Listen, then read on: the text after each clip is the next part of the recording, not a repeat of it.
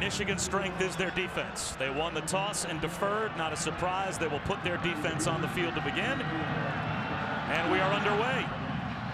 Sent deep by Kenny Allen. And too deep, it looks like, for a return by Mike Majette. So it will be a touchback. Number 1 in the Big Ten in passing yards per game. Number 3 in touchdown passes is Nate Sudfeld.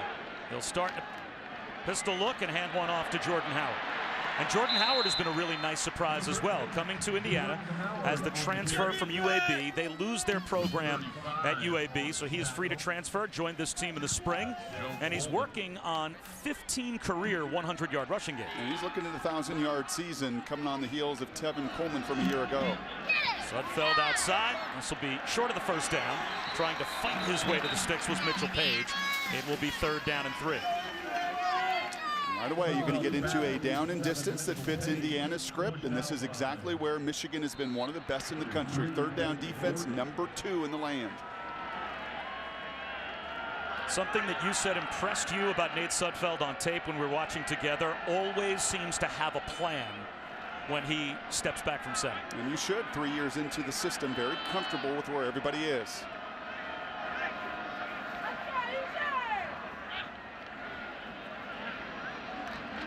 They'll hand it off on 3rd down. Jordan Howard, he's got the first.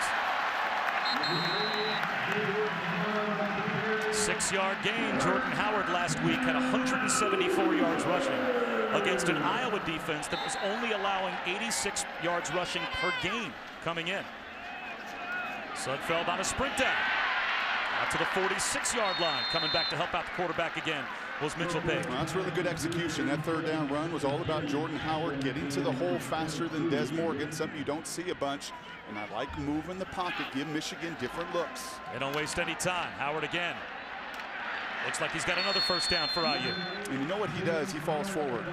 You'll see that all afternoon long. Very rarely does this 230-pounder get knocked backwards. He's got tremendous forward lane. I think this system, a lot like UAB's, as far as a lot of zone run, and he's very good at getting north and south. Play action. Bullet throw to the sideline. And it's incomplete, intended for Simi Cobb. That's it. That's the picture you're going to see, Simi Cobb. You better get used to it. That's Jeremy Clark, 6'4", 210-pound corner. He's going to get those long arms, those hands on you. He's going to be in your chest plate, and it's going to be up to you to gain some separation. Slants, curls, comebacks, go routes. Got to give your quarterback a chance. Clark, number 3, or number 5 rather, in the Big Ten with 3 interceptions this season. Sudfeld again to throw. Sets up the screen. Divine Redding cannot break the one-on-one tackle in the open field. DeMonte Thomas comes up to make the stop. Play a lot of people defensively for Michigan. Lots of movement, lots of personnel groups. The Wolverines show blitz. Will they back out of it on 3rd down and 8 from midfield? Across the board, press man-to-man coverage. It's a handoff instead. Up the middle goes Redding, and he's brought down. How aggressive now will Kevin Wilson be? 4th down and 2 on the opening drive, and it looks like he's going to leave his offense out there. I love it. Lots of opportunities here to also drive that defense off sides first and foremost. Now it's a look over from Sudfeld. Play to win. I say this every week in situations like this. You're playing the top 15 ranked team. Instill some confidence in your crew with this play call. They snap the ball, and they run right into the heart of the Michigan defense and get nothing. A turnover on downs to begin the game as Divine Redding was wrapped up by Joe Bolden. And if you're going to go for it, you better block it. You better block in 4th and short. And they don't. You see tight end and left tackle both swing and miss and whiff. Can't happen. As Jason Spriggs started 43 consecutive games over there at Indiana, the left tackle. He doesn't block anybody. Tight end runs right through Joe Bolden. I love the courage, and I like a lot of the conviction to go for it. But that play a little bit emblematic of some of the plays that just get out of hand for Indiana in critical moments that have led to losses in so many of those close contests. So now a quarterback in Jake Rudock that Jim Harbaugh gushed about when we talked to him earlier this week begins the game with great field position after the turnover on downs. A little wide receiver screen to Darboh. And Amara Darboh is bumped out at midfield. They'll say he's out at the Indiana 48-yard line. That's a gain of about 5. Great great coaching in college football is show me the tape week 1 and show me the tape week 10, 11, 13, and let me evaluate the improvement. And you see it across the board. You see it at quarterback more than anywhere else. The body language of Rudock, week 10 here compared to what he was at Utah, totally different guy.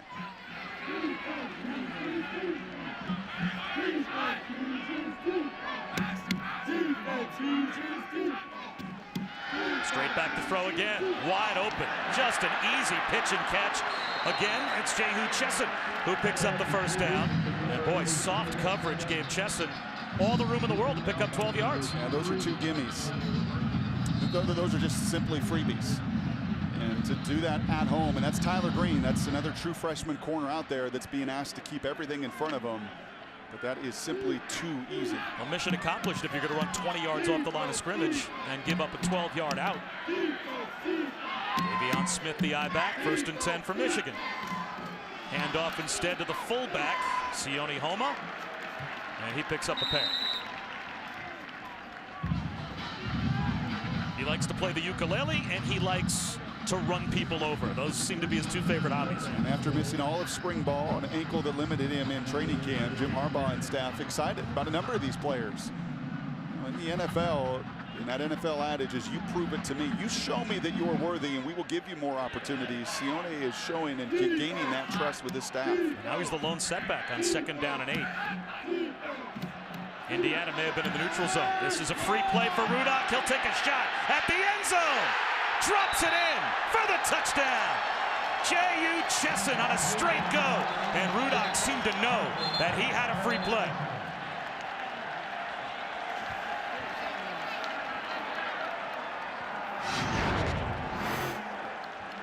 So to the play, touchdown. 3rd touchdown reception of the season for Jehu Chesson, and a perfectly thrown ball by Jake Rudock.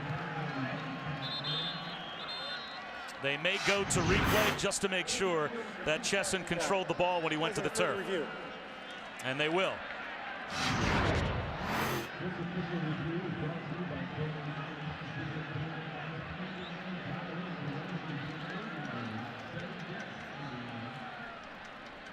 Called a touchdown on the field. Does he control it all the way through the process of the catch? As he hits the ground there is a little bit of ball movement.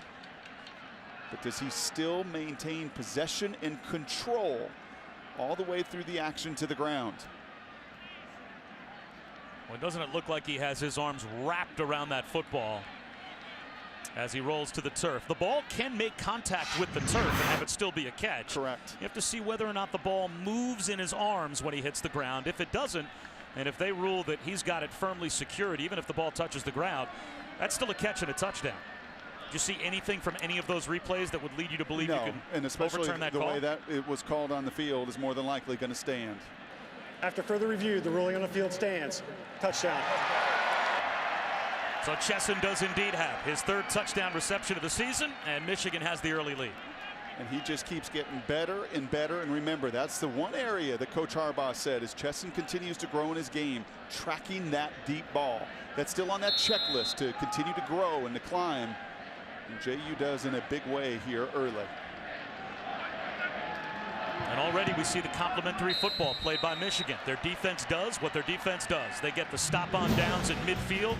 They give the offense the short field, and Rudock 3 for 3 on the touchdown drive.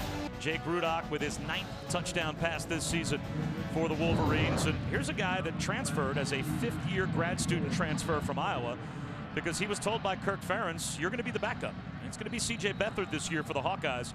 He decided to transfer and play for Jim Harbaugh because they had a need at quarterback. And really, Brock, it turns out it's worked out for both teams. Yep.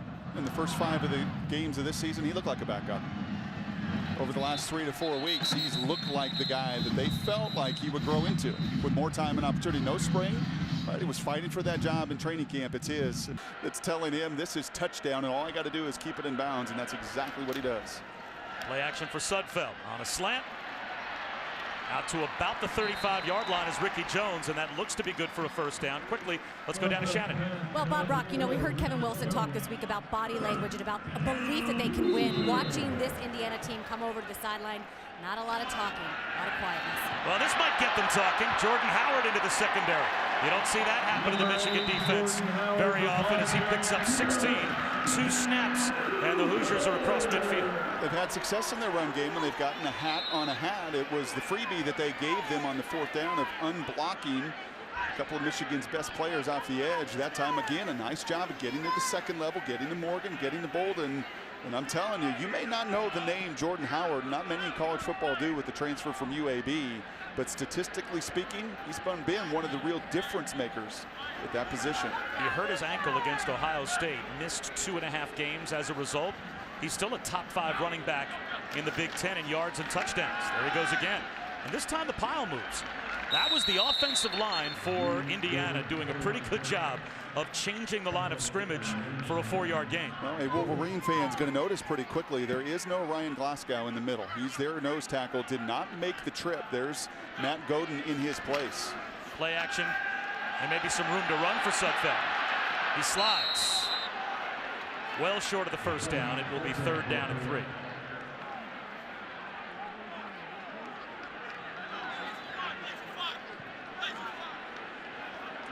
Playing with tempo, the Hoosiers. They'll try and run for it. And they'll have it. Diving for a 1st down is Jordan Howard to the 34. A week ago, Iowa came into their matchup with Indiana, giving up about 85 yards a game on the ground. One of the better defenses in college football, much like Michigan. This kid, well, he torched him for a $174, a career best as a Hoosier. Now it's a neutral zone infraction for the Wolverines that looks like it'll give Indiana a free 5 yards.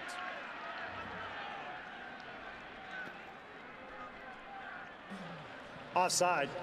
Defense number 99. 5-yard penalty remains. 1st down.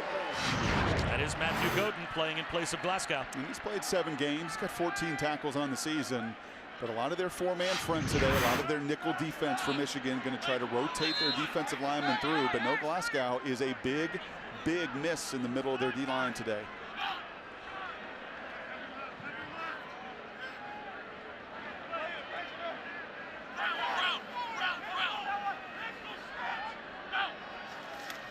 This is Divine Redding to the 28-yard line. A gain of 1. Taco Charlton made the stop for the Wolverines. Sets up 2nd down and 4.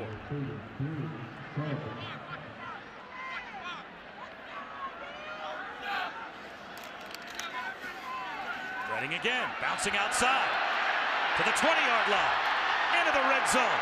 Down to the 14 for IU. Finally brought down by Jared Wilson. Gain of 14. I think Kevin Wilson and his staff are going to notice here, and they already have, when they've got a numbers count in that box that they feel is appropriate, and no Glasgow, they're going to continue to test the middle of that defensive line. They've run it 6 straight times on this drive to get down to the 14-yard line.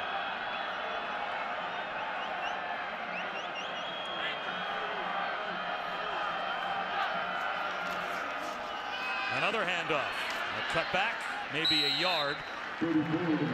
As Divine Redding is brought down by Willie Henry. It's the #1 run defense and the #3 run defense in America. #1 run defense in the Big Ten for Michigan. And they are 6th overall in opponent red zone touchdown percentage. And they're going to make it hard down in this compressed area of the field on Indiana as Redding gets to about the 11, sets up 3rd down and 7. You can see it just 16 times and just 6 touchdowns, and a good play there by Lewis, the corner. When you're this dominant defensively, it's because everybody in DJ Durkin's system is doing their job. And a great example of that last time. Lewis plays his assignment. He gets on the outside shoulder. He gets on the outside, sets the edge, and allows this fast flow defense to come alive and tackle. Sudfeld looking over with the play clock winding down on 3rd down. Looking end zone, buying time, lost the football, has to jump on top of it. And a flag late. What's the penalty call? Royce Jenkins Stone put some pressure on Sudfeld. Sudfeld lost the football, jumped on top of it, and an Indiana defender or 2 jumped on top of him. That was when the flag was thrown.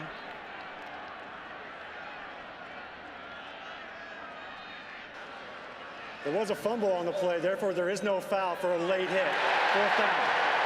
That makes sense. Once you lose the football now, You no longer have the protection of the defenseless player as a quarterback, right? The ball's loose.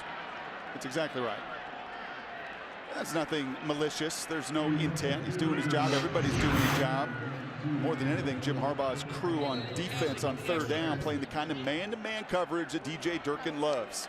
Indiana tries to run their little man beater. The running back out of the backfield. No separation, no room. Big time sack. And now a timeout called on special teams by Michigan from their sideline. Michigan with the 7-0 lead and a red zone stop, as they normally do. Will force a field goal here from Griffin Oates after the timeout was called by Jim Harbaugh from the sideline. 40 yards away for the former walk-on. So far this season, he is #1 in the Big Ten and number 15 in the country at 86%. That one's good, not by much, but it gets inside the left upright. So Indiana is on the board. Michigan holds on to the lead. Bob Wischusen, Brock Ewart, and Shannon Spake here in Bloomington. And that was a field goal opportunity because third down kind of came apart for the Hoosiers. Well, Kevin Wilson knows what he's going to get. He is going to get man coverage across the board. Just look at all the Wolverines. You got one place with soft cushion, and then what you love to do versus man coverage is get the running back out. Try to get into that matchup. But as you see, there is just nowhere. There is nowhere to throw. Linebackers running with backs out of the backfield. Everybody in the chest plate of Indiana offensively. No opportunity to win. Indiana's going to have to score touchdowns in the red zone.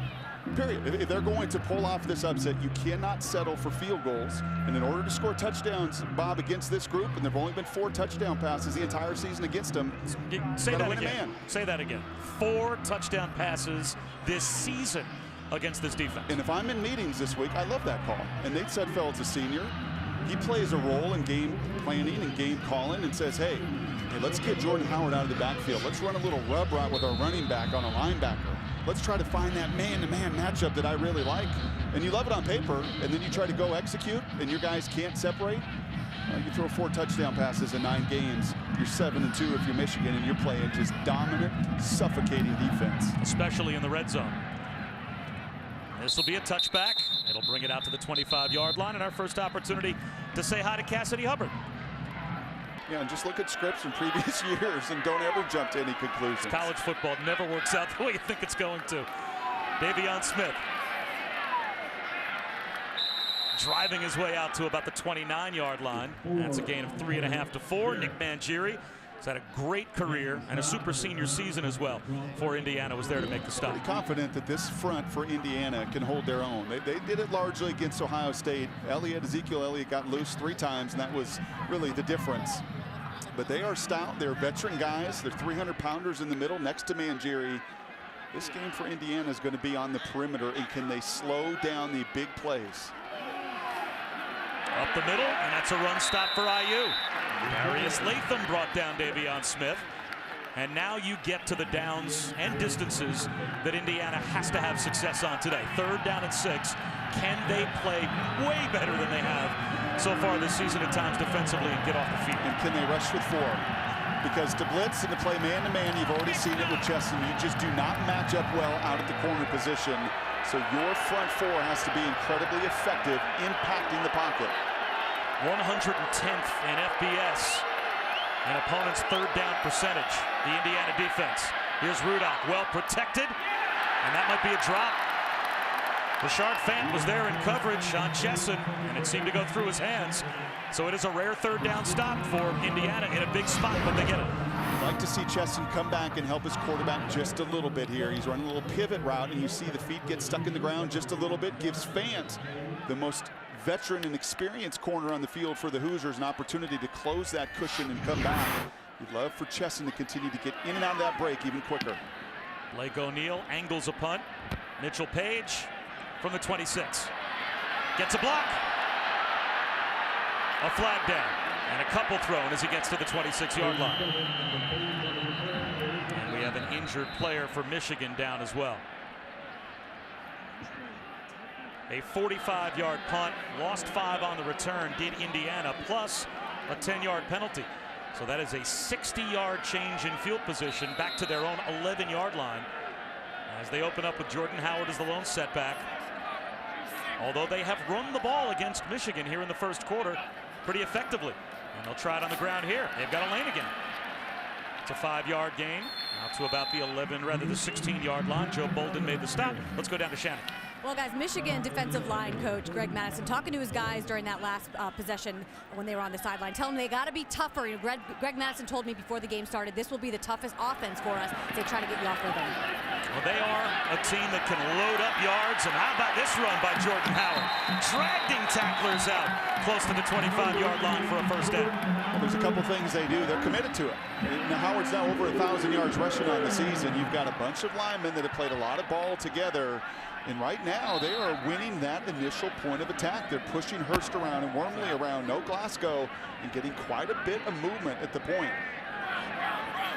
Again, it's a Michigan defense that is #1 in the Big Ten, #3 in America, allowing only 81 yards on the ground per game. There's another first down and a gain of 11, though, for Jordan Howard.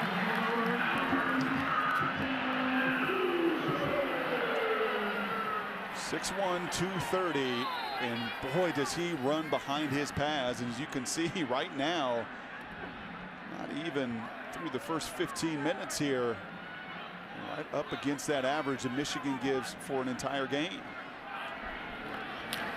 Play action for Sudfeld.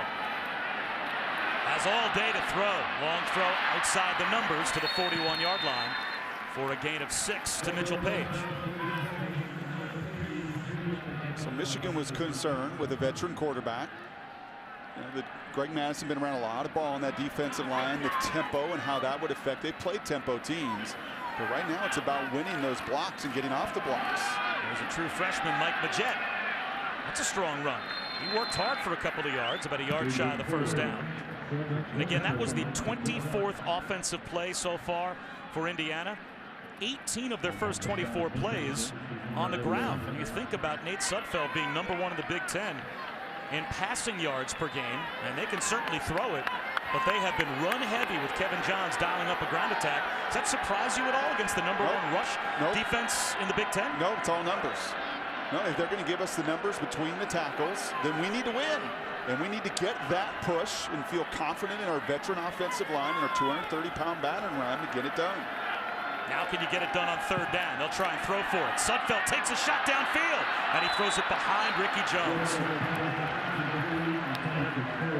4th down and a yard at the 44-yard line. And Indiana not sending the punt group out yet. They're 4-5 overall. They are 0-5 in the Big Ten. And they're going to go for it on their side of the 50, it looks like, on 4th down and a yard. Let's see if they snap the ball. Jordan Howard in the backfield. They clock at 10. Play clock down to 5. They do snap it, and they'll try and run for it, and they're going to get it. Jordan Howard to midfield. Boy, it's amazing when you block that edge defender. You didn't do it on the first 4th and 2, but you decide to on the 4th and 1, and this time you get a hat on a hat, and you can see the movement there with Joe Bolden. And you let Howard get started. This kid can run. Sudfeld down the sideline. Coming back to try and make an adjustment to the ball with Sidney Cobbs. He's looking for a flag. Nothing comes out, and there is the super safety. Jabril Peppers back covering him man for man. Pretty good separation, and there are times that I think Nate leans on that back shoulder throw just a little bit too much. You cannot go into that throw thinking I'm going to throw it. You have got to see what the defense is doing, and that time Cobbs actually gets a step on Peppers. He needed to put that one and pepper it down the field. Instead, Jabril's able to close. We'll see if Jabril Peppers shows up offensively at some point for Michigan. But their defense on the field for a lot of snaps here in the first quarter. A little tunnel screen that goes right through the hands of Damon Graham. So that's a mistake. And now it's 3rd down and 10.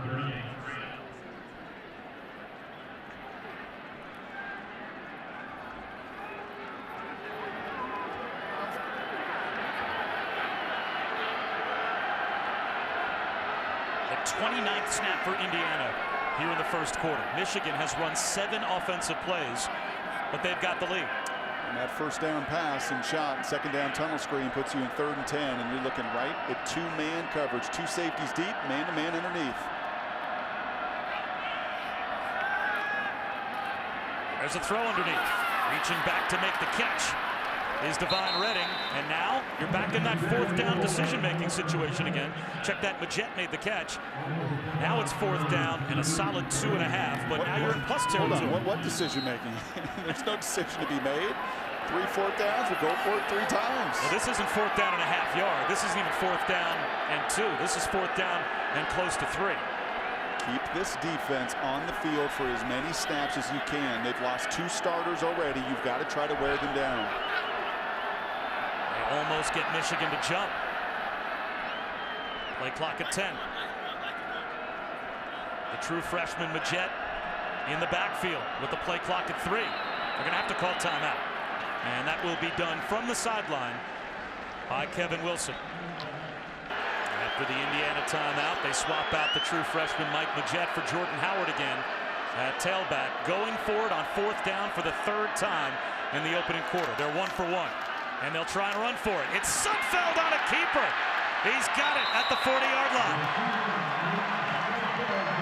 This doesn't take much if you're 6'6", 240. Just fall forward and you pick up 2 yards. And I guess the other thing you've got to consider in these 4th down conversions is you know exactly what you're going to get defensively. Sudfeld to the sideline. He's got Cobbs to the 23-yard line. That's another 1st down for IU and a gain of 17. And that's on Channing Stribling in the game, playing that field corner. That is a long throw. That's why those NFL scouts are here. They're watching a 20-yard comeback across the field from the college hash mark. Good accuracy. Jordan Howard back into the red zone. A gain of 5. Again, only coming into today for Michigan. 16 opponent red zone trips this season and 6 touchdowns allowed. So they allow a little less than 2 red zone trips per game. This is the 2nd time that Indiana has been in the red zone here in the 1st quarter. The 14th play of this drive. This might be a free play. And going to the end zone is Sudfeld. Jump ball. It's intercepted, but it looked as if Michigan was offsides at the snap. Jordan Lewis got the pick, but this should go in favor of IU. Offside. Defense number 99. Under the neutral zone. 5-yard penalty. Repeat. 2nd down.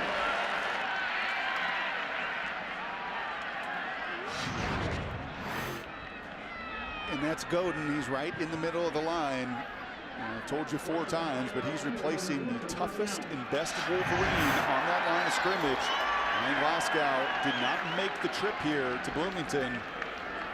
Godin's used to playing, but not the significant starter snaps he's getting today. A penalty gives Indiana a 1st down. So 1st and 10 at the 13.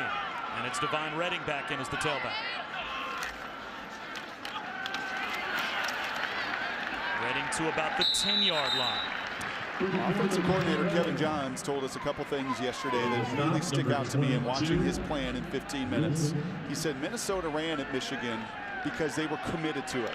You can't go halfway when you're playing a tremendous opponent. You have got to go all in with your game plan. And secondly, their game plan was to be aggressive. 4 down territory from their own 40-yard line today. I love it. Sudfeld with a play fake. And now sees that Redding is covered and lives to fight another day. Now it's 3rd down and 7 at the 10. Taco Charlton had that one diagnosed. That's a smart play, and that's a veteran quarterback. And that's what Nate has shown on film is he avoids the catastrophic plays.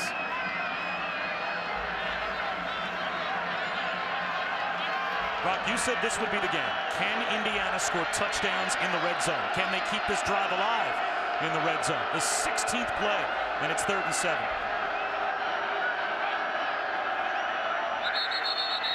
This might be a timeout. No, it's a flag.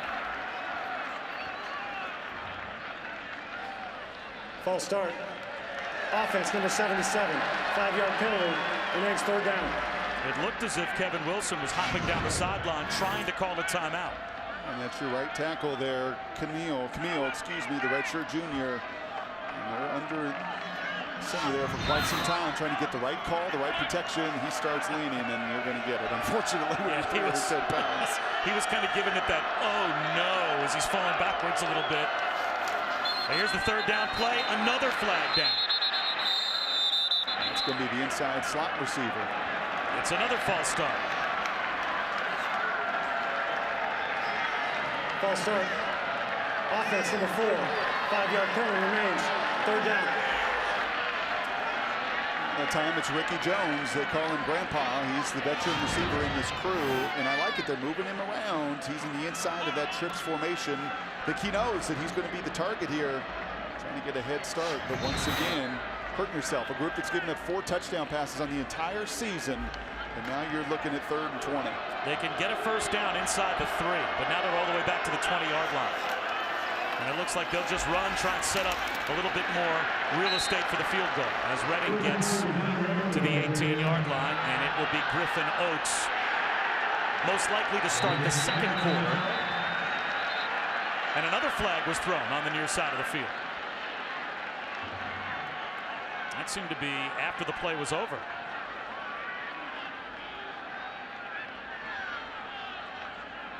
Simi Cobbs and Channing Stribling had to be separated. After the play was over, there were unsportsmanlike conduct fouls against both teams. Unsportsmanlike conduct, defense number 8. Unsportsmanlike conduct, offense number 1. As fouls offset, that was the first unsportsmanlike conduct foul on both players. That was Cobbs and Stribling, and they got tangled well after the play was over, right up against the Michigan sideline on the opposite side of the field from where Reading was tackled. And so now it looks like Indiana will most likely let the clock wind down to the end of the first quarter. So it's 2 trips to the red zone here in the first quarter for Indiana, but it looks like they'll start off the second quarter with another field goal. Indiana ran up as if they were going to snap the ball, and Michigan calls a timeout with 1 second to go in the quarter. It certainly seemed like it was football 101, Brock. I think a no-brainer to let the clock wind down and simply kick a field goal, but at least bluffing if you're Indiana, as if you're going to run a play, spooked the Michigan sideline, and they called the timeout. There's not really any tremendous wind. It's breezy. It's not nearly as blustery as it was here yesterday. So this isn't about trying to just keep them in one particular end zone and kick a field. We got the third opportunity here.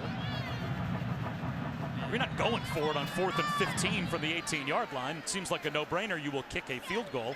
But now Indiana will have to kick the field goal as the last play of the first quarter.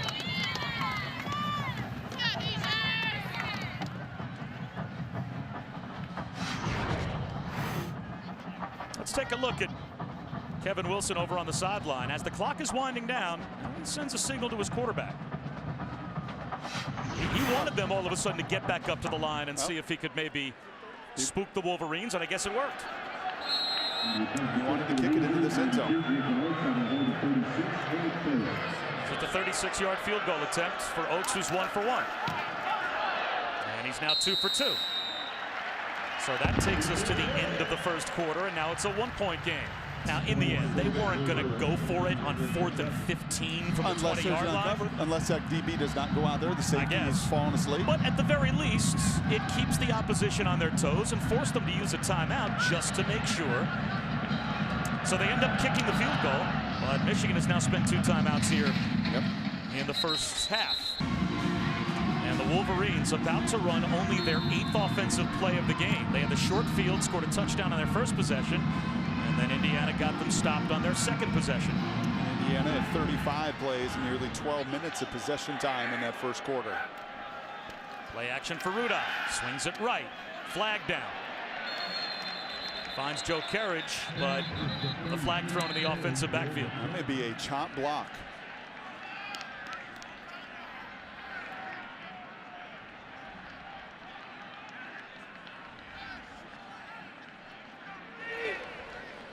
Personal foul, chop block, offense, number 78 and number 4. Penalize half the distance to the goal. Repeat, first down. It's Davion Smith and right tackle Eric Magnuson, and you can see here right on the edge, Magnuson is engaged, and he is trying to let up at that last moment. Not good enough in a penalty, and a big one that sets the Wolverines back. We talked to Jim Harbaugh this week about how important this game was, the rest of the season, how it might play out. Said, I'm just trying to get 99 and 98 blocked. Here's Rudock under pressure. Checks it down, not much there. Jake Butt brought down well behind the line. So a penalty and a tackle for loss all the way back to about the 6. It's a loss of 7 as Zach Shaw got the pressure on Rudock. Backwards going. Michigan's offense, it'll be 2nd down and 29. Well, that was a good play by Tyler Green that time. He gives up the early freebies, but that time the freshman corner's got coverage on Butt, the tight end, trying to set up the tight end screen, but he never lets Butt get loose. Lyman can't get out in front, and another negative play. What a chance for the Indiana defense if they can get a stop to flip field position. Rudock from the end zone. Long throw up the seam, and look who climbs the ladder to make the catch at the 30. It's the tight end, Jake Butt. And that is only about 5 yards shy of a first down. He picks up 24. We know the difference makers that tight ends are at the next level, that Gronk and Jimmy Graham and those guys can be, and that's big time for Butt. He climbs the ladder there. He's 6'6".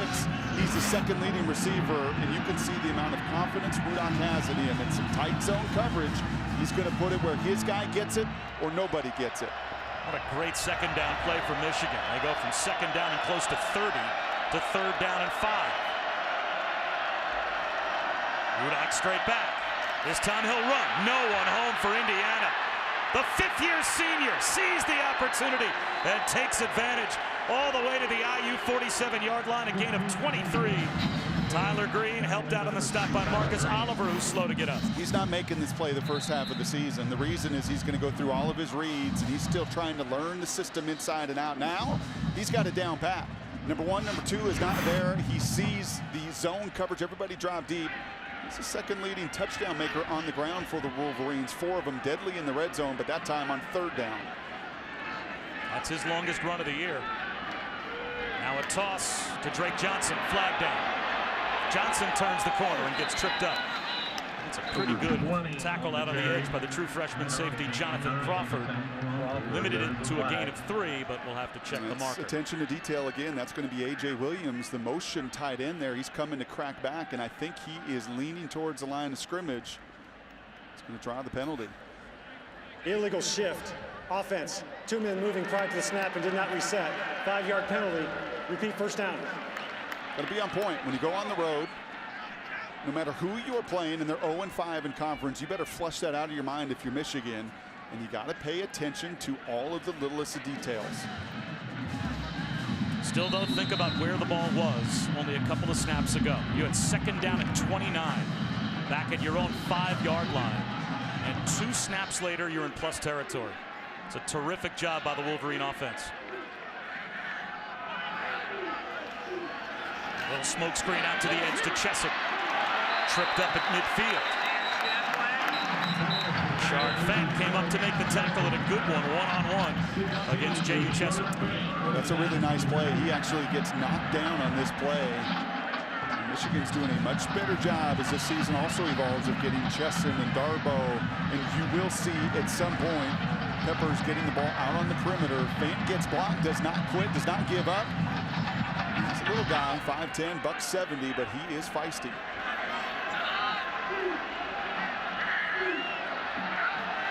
Jabril Peppers now on the field. And he is a difference maker when he gets it in the open field.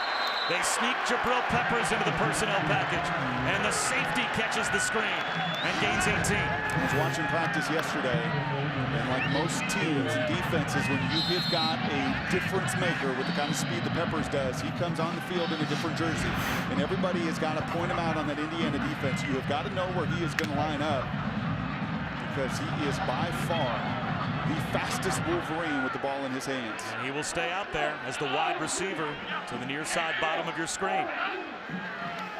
Looks like Rudock wants to head that direction again. Now it's a little throwback screen. And this one is diagnosed. But is brought down almost immediately by Zach Shaw. That's a loss back to the 42-yard line of 10.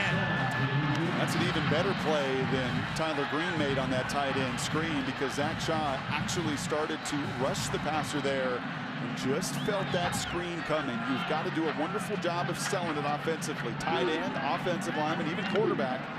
And that time, Zach Shaw able to sniff it out. Last moment of time. Earlier on this drive, negative plays. IU's defense couldn't capitalize. Can they now? Right up the middle goes the battering ram. Sione Homa to the 35-yard line. So you've got the worst third down defense in America, setting up third down and 13. Can Indiana get a stop? They bring a blitz.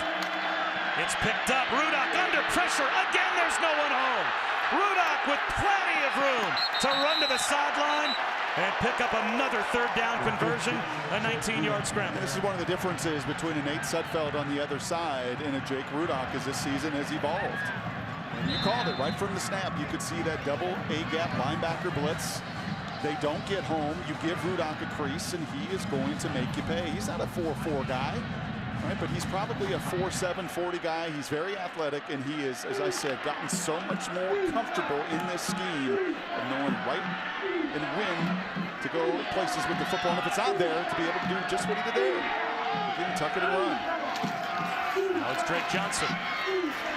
A yard to the 15-yard line. It'll be second down. You think now about this Michigan team, Brock, how their defense has evolved this season, how good that group is, and how Rudock, granted, he's a fifth-year grad senior transfer, but he was a first-year starter for Michigan back when they lost to Utah at the beginning of the season. And that miraculous finish, or heartbreaking finish if you're a Michigan fan to Michigan State, it's the only loss since week 1 for this group. They got the quarterback playing at the level he's at. Who wants to play Michigan at this point as we come down the stretch? Play action. Rudock, long throw, wide open in the end zone is Chesson. He's got it again. Another Wolverine touchdown. Chesson, touchdown, Michigan.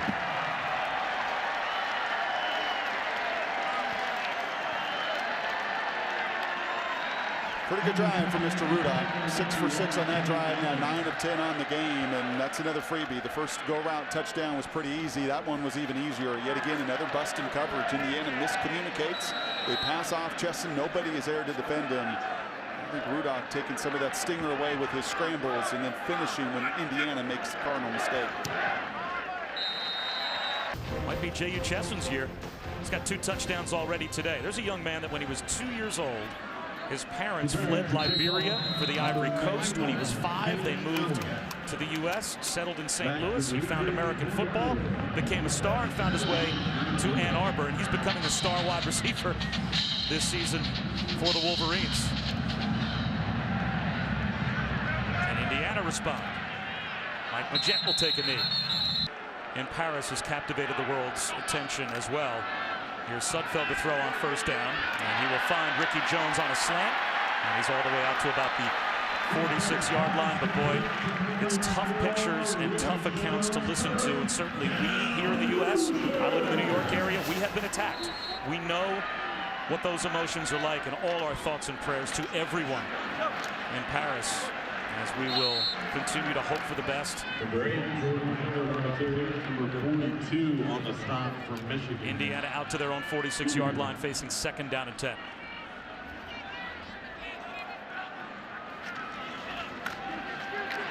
Bottled up behind the line is Jordan Howard. He loses a couple. It'll be third down and long after we check in with Shannon. Well, Indiana offensive coordinator Kevin Johns told his guys, play alert, be aware of everything that's going on. And about those unsportsmanlike conduct, I don't care who pushes who first. Don't play down to that. A 15-yard penalty at any point in this game could be something that completely changes the game. And the coaches obviously want the players to understand that. Third and 12. Here comes the Michigan blitz. Sudfeld can't beat it. Michael Cooper, the intended receiver, but a very late flag is thrown. Jared Wilson was there in coverage, and it seemed as if it was well after the play was broken up by Wilson that the flag came out.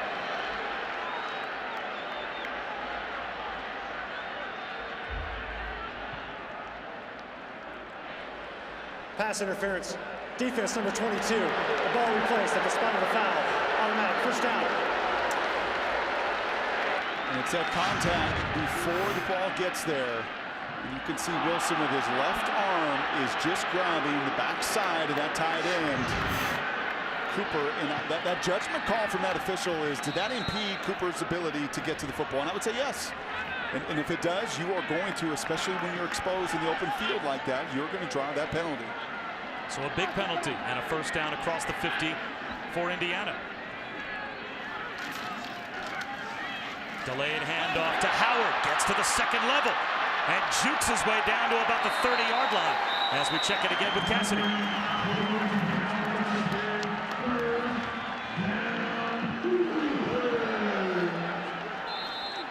We're going to try to make contact with Cassidy when we can for an update, as once again it's Jordan Howard with a flag down off right guard for a couple of yards.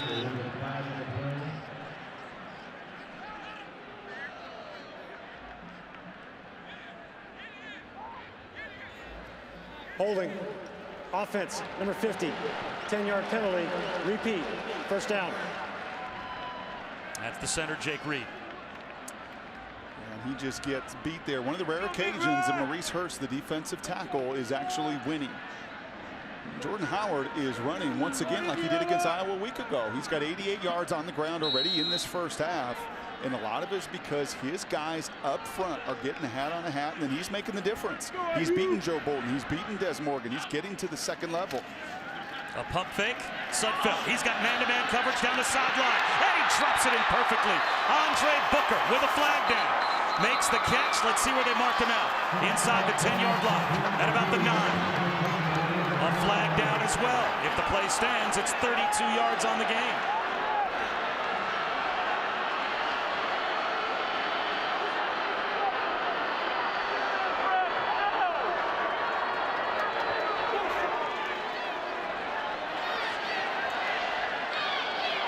Looks like it's coming back. Pass interference. Offense, number 31. 15-yard penalty. Repeat first down. Boy, what a huge call. Yeah, and I don't like this call. You're going to allow these guys to play some ball, and you can see Clark immediately, and he's getting his hands, and they're fighting. They're hand fighting. And that's what you are going to get. Michigan is going to come up, and Clark in particular with his size and length is going to challenge you. And if he's got his hands on you, then as a receiver, you've got to have the opportunity to fight those hands off. He's not pushing away. He didn't gain separation by extending his arms and pushing Clark off him. He's hand fighting. And if both guys are doing it, boy, that's a debilitating call to me. So instead of first and goal from inside the 10-yard line, this puts Indiana back on their own side of the 50. First and 35, back to their own 44-yard line. Back-to-back penalties really hurting Indiana. Sudfeld doesn't have to get it all in one play, and he'll check it down to Andre Booker, and that will get IU back across midfield. It's a gain of only 7. Joe Bolden made the tackle. That's too bad. That is a huge swing in field position. As I said, if you are going to let that defensive back get his hands and he is going to fight and tug, then you've got to give the receiver the same opportunity. Long throw to the sideline, and now it's manageable. Booker toe taps out of bounds at about the 34-yard line. A gain of 15. Now it's 3rd and 13. Once again, you're seeing why these NFL GMs even are here today. This kid makes NFL throws. Goes quickly. Here comes a blitz. It's picked up. He'll take a shot again towards the end zone. Same guy laying out. It's Booker, but he can't haul it in. So now it's 4th down and 13. This is an awfully long field goal attempt as we take another look. And once again, they're hand fighting. I mean, once again, he's trying to grab his arm, and Booker is doing what he can to try to distance and separate himself. Yeah, that was a really difficult call against the Hoosiers, something they're going to need today. So here's Griffin Oakes to try another field goal. This one from a long way away, though. This is just over 51 yards. Now, against Maryland last year, he made a 58-yarder. That is his career long. This one from just inside 52. That looks pretty good. That is good. Maybe some of those NFL scouts might want to take a trip over to the kicker's locker and talk to him. Griffin Oakes is 3 for 3. 2 trips to the red zone in the first quarter for Indiana. They end up with only 2 field goals. They seemingly had a completion down to the 9-yard line called back on an offensive pass interference call that forces them to kick a third field goal. So Michigan's got a couple of 7s. Indiana's only getting 3s. And as a result, they trail. Through the back of the end zone on the kickoff. And now starting at their own 25-yard line, I formation with Davion Smith, the I-back. He takes the handoff, spins off a tackler, and gets to the secondary. All the way to the 40-yard line. Looked like they had him bottled up at the line of scrimmage, and instead he picks up 16 as Darius Latham couldn't bring him down. Those 2 interior defensive linemen were going to be so critical. Where my eyes have been in this first half is you've got to control it. And they've done a pretty good job to this point in the run game. You've got to get and affect Jake Rudock with a 4-man rush and better maintain your pass rush lanes. And that time, Smith running right through the tackle. Looked like a false start might have forced Indiana to jump. False start. Offense, number 67. 5-yard penalty, remains first down. So Kyle Kalis picks up the 6th Michigan penalty. And they were working on Kyle during the Indiana drive there, working on the shoulder and back on the field.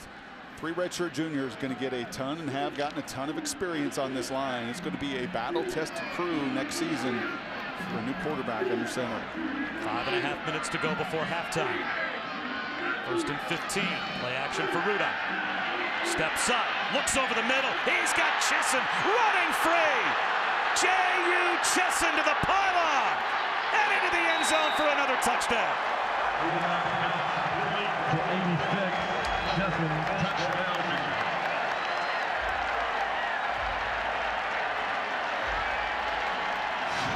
Is this J.U. Chesson or Braylon Edwards out there for Michigan? Well, this isn't a busted coverage. This is pretty sound football, but a perfectly anticipated throw will bust open even sound defenses. And if Utah is watching this thing tonight, they're saying, I don't know who this quarterback is. He didn't play against us week number 1. I mean, this Jake Rudock kid got good against Minnesota. He got great against Rutgers, and he can't play the position any better.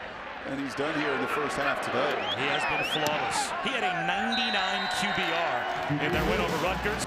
We heard from Jim Harbaugh that Jake Rudock was playing NFL-style football. Brock, I think we saw that on that last touchdown. It's an NFL quarterback. It sure is. You're going to see Chesson on a deep dig route here. And what I want you to watch is when this ball is thrown, right?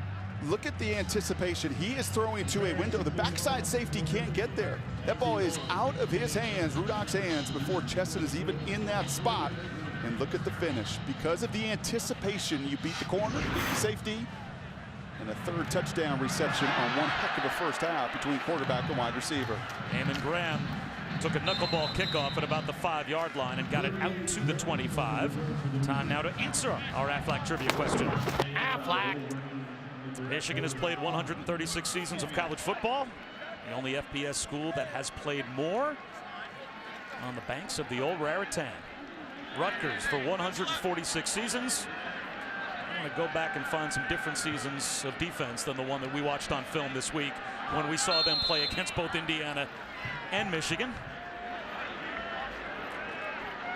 Now plenty of time for Sudfeld before halftime. They could keep it on the ground, and they will. Look at Jordan Howard bouncing it close to a first down. A gain of 9.5, just shy of the 35-yard line, as Indiana has 2 timeouts and 5 minutes on the clock. And how badly did they need a touchdown before halftime, as they have gotten to the red zone twice, kicked a couple of field goals, and had another red zone trip called back by penalty. Had to settle for a 3rd field goal. Nice ball fake by Sudfeld. Wide open in the flat, Michael Cooper. That's a first down. But I love the commitment. I love the commitment of Kevin Johns, coordinator Kevin Wilson, head coach, to continue to do what? To run the football. Howard's got 97 yards rushing in this first half already. 97 against this Michigan team that gives up a game 80 yards. So the conviction to do it, that sets up everything else for the Hoosiers. Sudfeld off a play action fake, lobs it down the sideline, and it is intercepted. Perfect underneath coverage on Ricky Jones by Jordan Lewis. He picks it off, and just like that, Michigan's got the ball back. 3rd interception this season for Jordan Lewis. Well, this is why the Wolverines are 4-1. And Indiana right now searching for their first conference win, and they're going to have to take another look at that. That ball came loose as Lewis was on his way down. What is it? That may have hit the turf. This might go back to Indiana. Thank you, buddy. Yeah, unlike Chesson's reception earlier through the process of the ground where he controlled the ball, that time you see the ball, and I think Lewis knows it. You can always read a player, right? I think oftentimes he'll give you a little tell of knowing whether or not they pulled that thing in. I think his body language said, I knocked it down, but I didn't finish. And knocking it down is what he's done. 20 now. Yep. Even if this turns out to not be an interception, that is still 20 passes broken up this season by Jordan Lewis. That is #1 in FBS. And he's mad if he doesn't get the matchup. And he's going up against Ricky Jones, the most experienced and leading receiver for Indiana. DJ Durkin said he looks at me. He looks funny at me if we have an alignment, a personnel group where he's not on the #1 guy. He wants to take away the #1 weapon, and he's done so today. That seemed about as clear a look as you would need to see that that's an incomplete pass. So Indiana should get the ball back. And another chance before halftime to try and get in the end zone.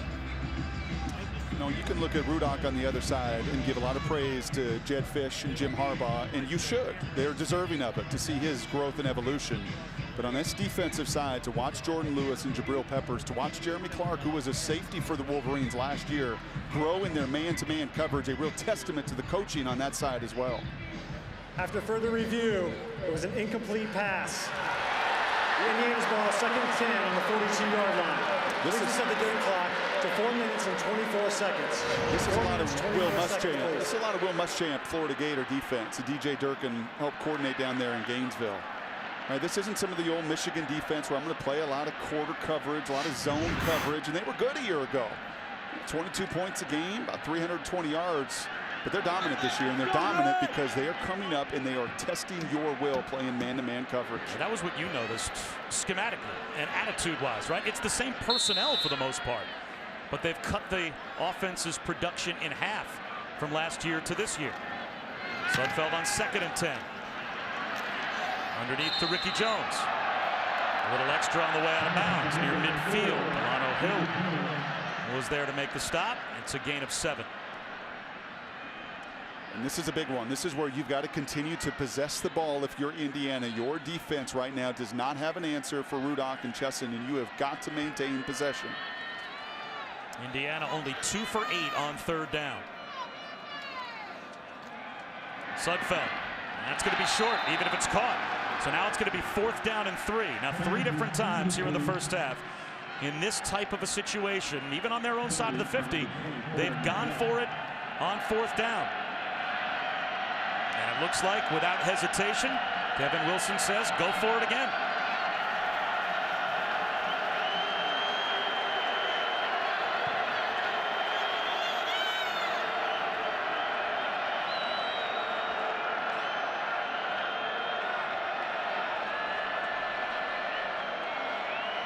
Play clock winding down to 8. Sudfeld still looking over. Play clock at 5. Looks like they'll have to call a timeout. So we'll step aside as well for just a moment. Big 4th down coming up. So after the timeout, thinking better of it, Kevin Wilson now puts his punt group out there. Michigan looks like they're playing safe, guarding against a fake. As Eric Toth will kick it deep, try and keep it away from Jabril Peppers. Peppers will let it bounce. And it will take a pretty good Michigan hop, I guess, out towards the 16-yard line. It's been that long, though, since Indiana has found a way to win a game in this series. They are 9-54 all time against Michigan. They have lost 19 in a row. This time getting stopped at the line was Davion Smith. Marcus Oliver made the tackle. Indiana put up a bunch of yards in the first quarter, but kicked field goals. Michigan with big plays in the second quarter. They've scored touchdowns. That's what good teams do. That's what teams that win Big Ten conferences do. And you continue to grow in your game. You continue to get more and more confident within what you're doing in your game plan, and that is what oozes out of Rudock. Rudock to throw on 2nd down. Checks it down underneath to Smith. And he's brought down. Here's a chance for Indiana before halftime. I wonder if they might think about using a timeout here. They've got 2 timeouts left. To check that one left, down to 3 minutes to go. So you don't call it here. It's 3rd down and about 8. And that's a great shot right there from Kevin Wilson that is just really trying to reinforce to his defense. I punted here. I'm going to give you an opportunity to pay it off. Help me pay off that decision to give you guys an opportunity to change field position. And here it is. And you better contain Rudolph, because he has been most dangerous on these 3rd downs of getting loose and beating you with his legs. 3rd down and 8. 4-man rush. Rudolph well protected. Fires a strike, but it's short of the 1st down marker. But a flag is thrown. The catch made by the freshman Grant Perry.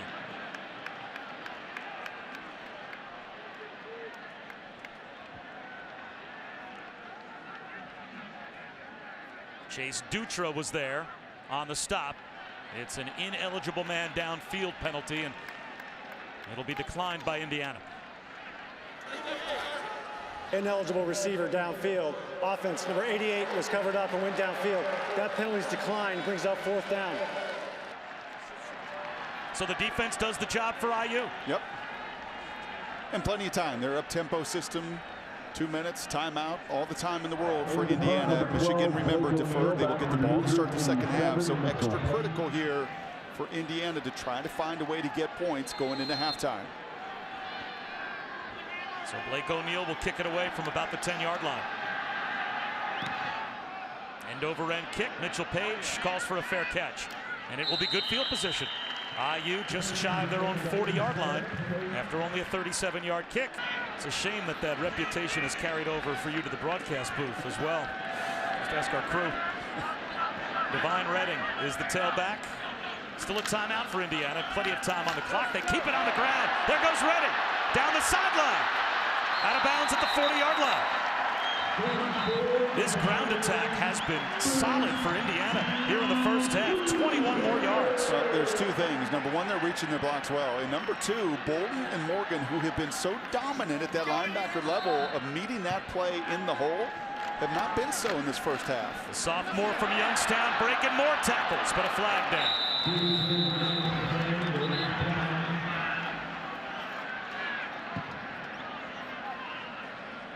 Holding. Offense number 77. 10-yard penalty, repeat, 1st down. And that's a big right tackle again. We saw Camille earlier leaning at 6'7", 310, and this time he is just reaching on Willie Henry. He is coming down here, right tackle, and he's trying to seal it.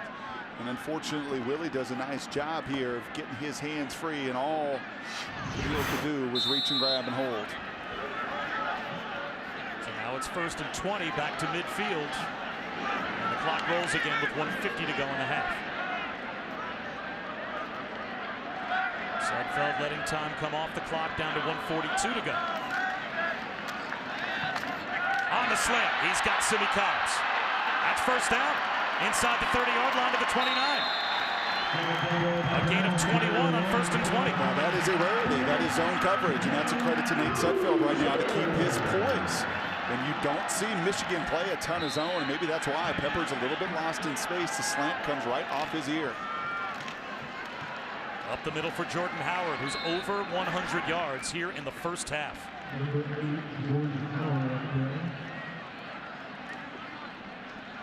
No team this season has run against Michigan's defense for more yards than Indiana has run against them in the 1st half today.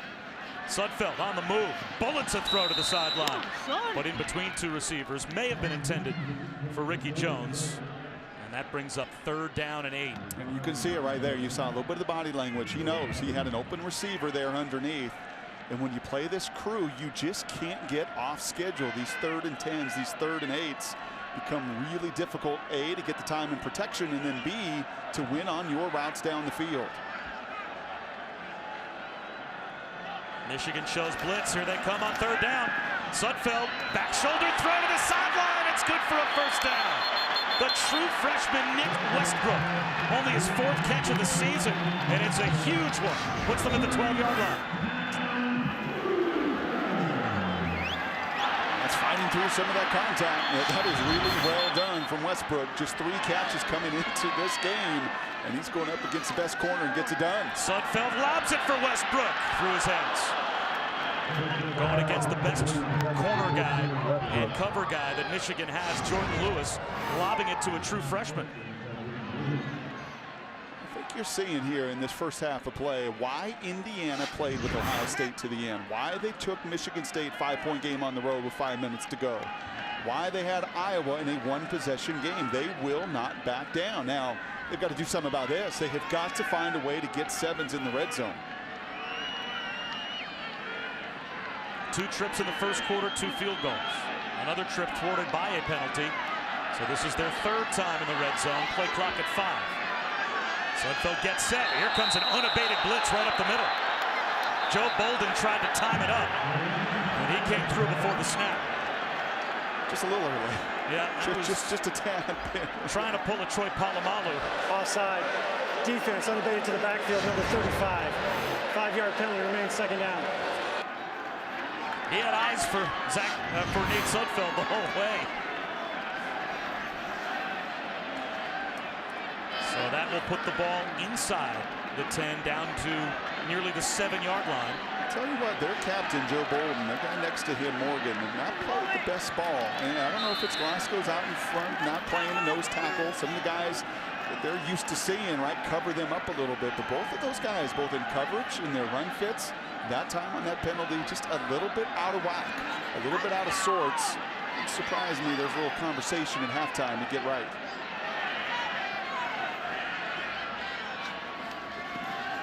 Screen set up. Blockers out in front for Jordan Howard. He's going to walk into the end zone with an Indiana touchdown.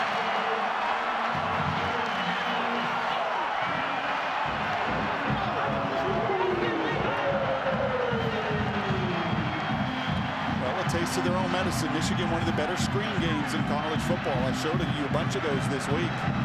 Give some real credit to Nate Sudfeld right there, to Dan Feeney, his right guard, to the play call from Kevin Wilson and crew, to draw that Michigan defense to get people out in front of Howard. And what a response. Number 1, to finally punt it on 4th down, right? To trust your defense to get the stop, to get it back and to march it down. And points before half, always big.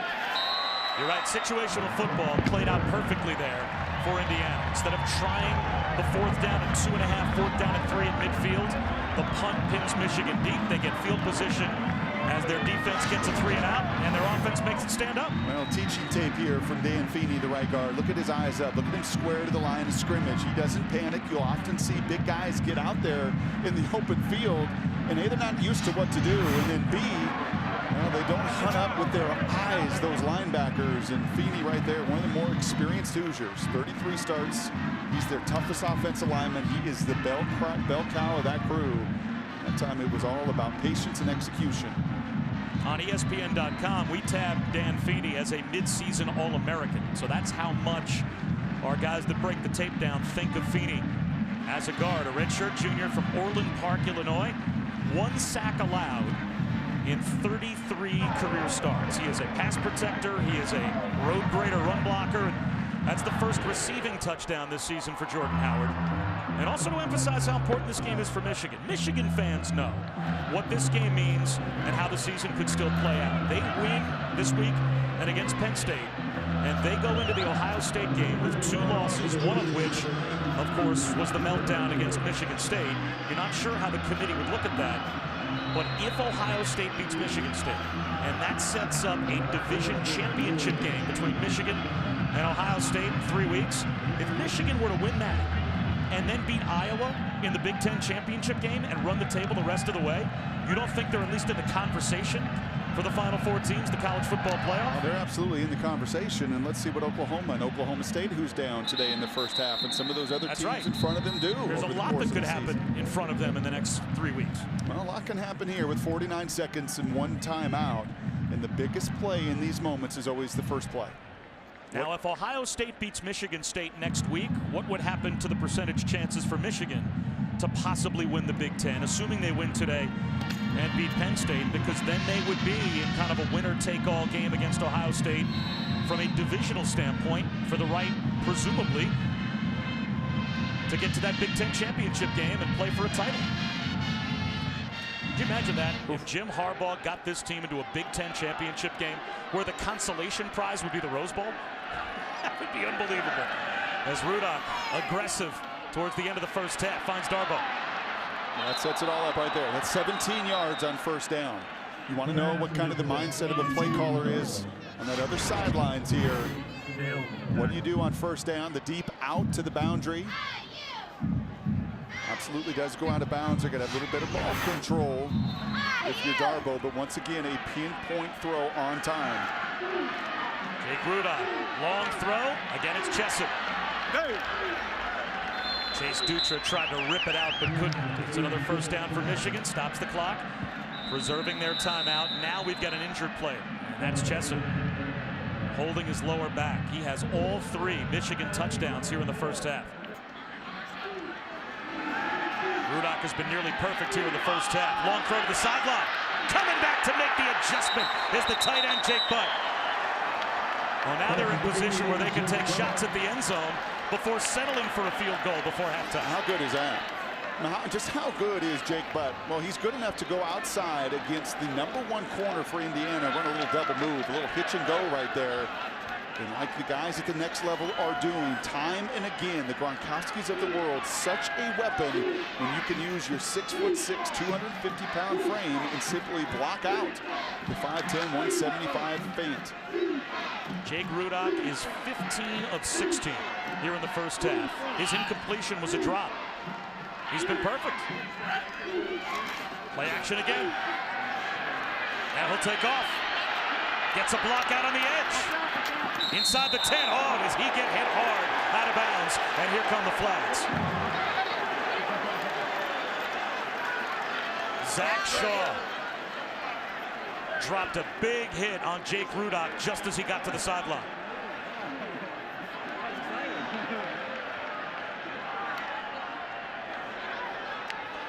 After the play, personal foul, unnecessary roughness, late hit out of bounds, number 33 on the defense.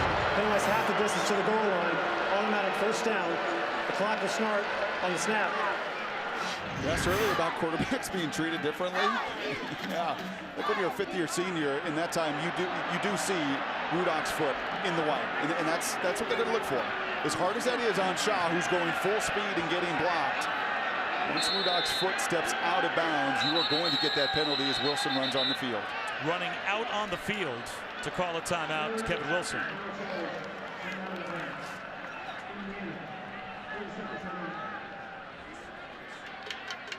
So the timeout called by Indiana. They are now out of timeouts. A 99 QBR against Rutgers, one of the top 5 performances of the entire season in college football, and he's even better today. He'll throw it with 13 seconds to go. Into the end zone, broken up. Intended for Chesson, who was able to fight off the back injury and get back on the field. Rashard Fan made the stop.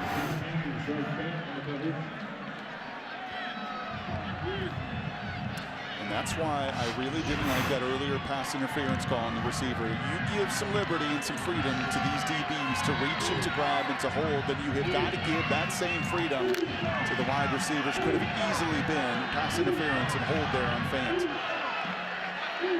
A stop needed by the Indiana defense as Michigan starts the second half with the ball. Second down inside the 5.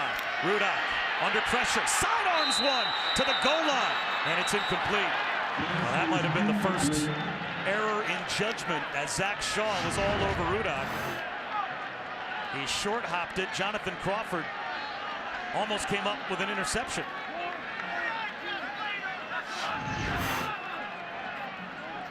So now with only 4 seconds to go, in spite of the fact that it's third down, it'll be a field goal attempt as Jim Harbaugh sends out Kenny Allen to try what amounts to a little more than an extra point.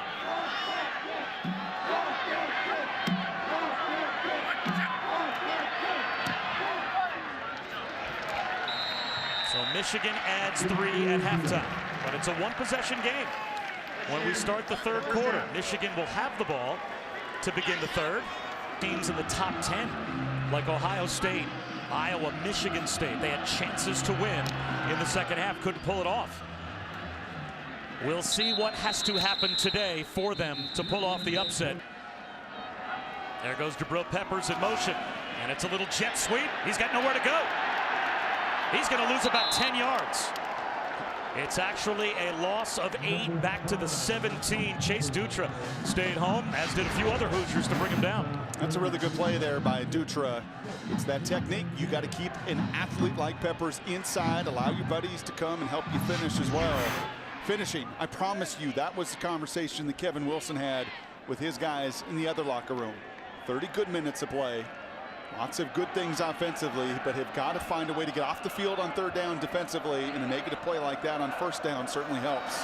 2nd down and long. Under pressure is Rudolph. Buys time. Throws it away. Let's go down to Shannon.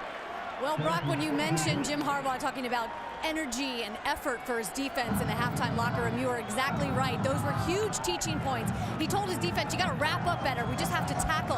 And as far as his offense, he said, guys, we have got to set the tone from the very start of this 2nd half. If we don't hurt ourselves, if we play our game, they shouldn't be able to stop us. And might be true if not for 3rd and 18 to come out to start the 2nd half. And they're having a personnel problem. Do you spend a timeout here to avoid a delay of game? Is it worth it to lose a timeout before 3rd and 18? Jim Harbaugh thinks so. So Michigan already backed up 3rd and 18 and losing a timeout as they couldn't get their personnel squared away. And you could see that little stare down the sidelines, that coach that's got to get the personnel in. Some miscommunication there, and let's see if that one comes back and bites him late in this game. 60 minutes tonight will finally help decide, most importantly, just where this Big 12 sits. Empty backfield after the timeout, 3rd down and long, and a sack. Rudock had no chance. They kept in only 5 to block, and they paid the price for it. Darius Latham brings them down, a loss of 7. And hands on hips, and that's not what Jim Harbaugh wanted coming out. He wanted to possess the ball. The defense was on the field an awfully long time, and you finally see one of those line stunts get home. And you know what else you see? Within that line stunt, some pretty good lanes and 4 guys dominating 5. That's not the start out of halftime Mr. Harbaugh was looking for. And we'll see where field position ends up for Indiana. A kick to midfield. Returnable for Mitchell Page. Looking for room. Keeping it alive. Breaking tackles. Mitchell Page down the sideline. Touchdown.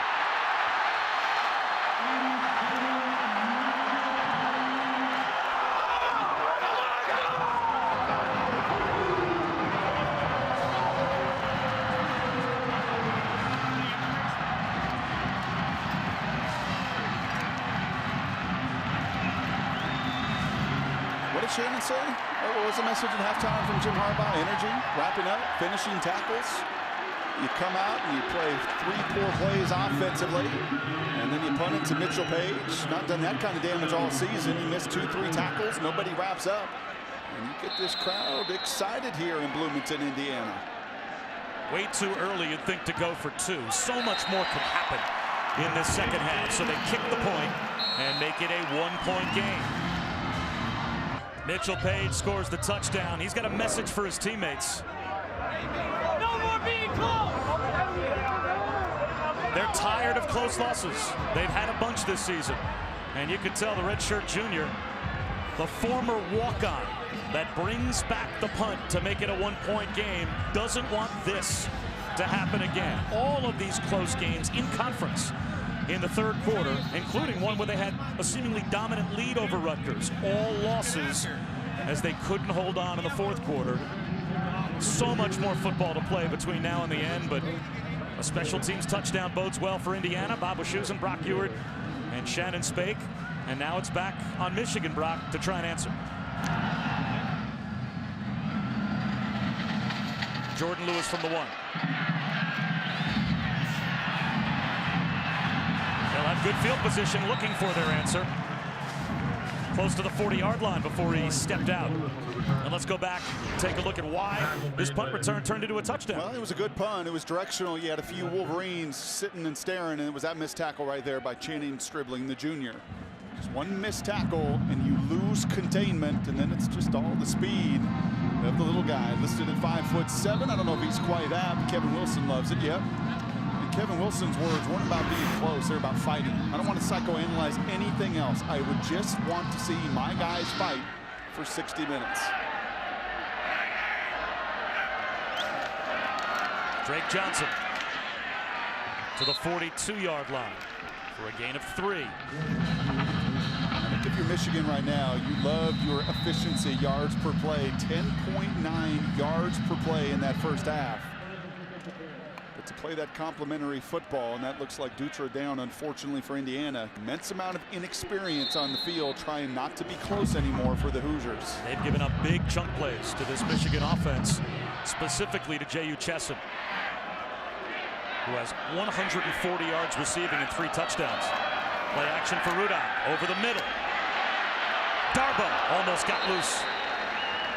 He picks up a first down. Rashad Fant made the stop. Let's go down to Shannon. His first down catch puts Michigan in plus territory. And they go back to the ground for 3 to Drake Johnson. T.J. Simmons on the tackle for IU. It'll be second down and about 8. Heavy run, heavy play pass. I think you're going to see an awful lot of it here in the final 30 minutes. I think Coach Harbaugh knows without Glasgow, their nose tackle defensively, saw an injury as well to DeMonte Thomas. He's fighting like mad to get back on the field, and his defense against this Indiana crew has been reeling a little bit. Really would like to see some offensive possession.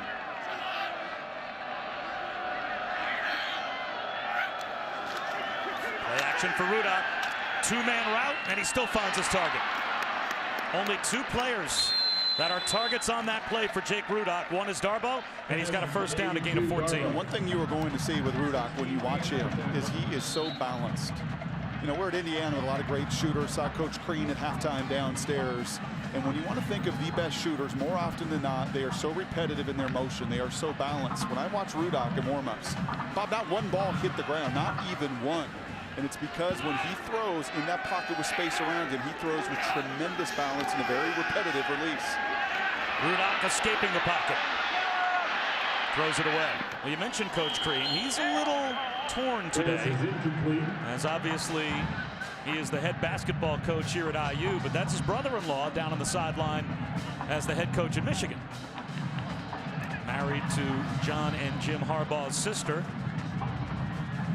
How about that Thanksgiving or Christmas dinner table? Talk about some unbelievable coaching. I mean, to be a fly on the wall of that coaching conversation. No, it is so competitive. Right? Growing up with brothers as I did. I'd just like to hear them talk strategy. Play action again for Rudock. All kinds of time. Low throw. Did Darboh scoop it up? Nope, incomplete. Fant again in coverage, and this brings up a big play now. 3rd down and 10. In field goal range for Michigan, but can Indiana get a stop? Well, you can hear it. I mean, for one of the first times here, there's a lot of maize and blue in the stands, but you can hear some of the fans here that can kind of feel it, and they want to be the difference to make that one critical play that so often in these matchups against top 15 teams, that they're unable to do so.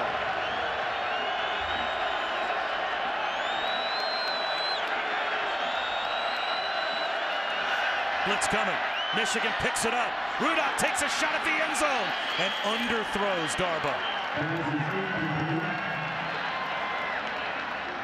Here comes the field goal group. He underthrows it, but I think an opportunity, just a little bit low. Yeah, that's about a 1.5 feet away from being just another one of those pinpoint throws. Rudock did not miss one of those in the first 30 minutes. That time just a little bit behind Darboh. Kenny Allen made right before halftime. This one from about twice the distance, 42 yards out. Bad snap. The placement was bobbled, and the kick comes up well short and left. So Michigan with a muff on the field goal group. Obviously our chance with Veterans Day just passing this week to thank all of our servicemen and women for everything they do for us. Nate Sudfeld starts this drive with a quarterback keeper and a slide out to the 30-yard line. He picks up 6 yards after Michigan botched a field goal attempt from 42 yards out. So Indiana with a chance to take the lead on this drive. It'll be offsides. That'll give a first down to IU as Maurice Hurst jumped. Offside with contact. Defense number 73. That 5-yard penalty results in the first down. Michigan, amidst all their lofty rankings defensively, also #1 in pass efficiency defense. And Nate Sudfeld, 15-25, buck 55 and a touchdown in that first half. As effective as anybody has been against these Wolverines this season.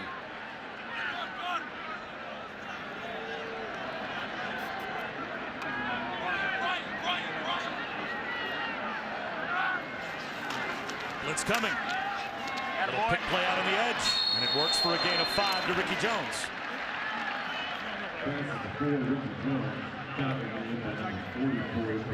Delano Hill made the stop, and they'll actually say gain of 4 to the 40-yard line, so it's 2nd down and 6.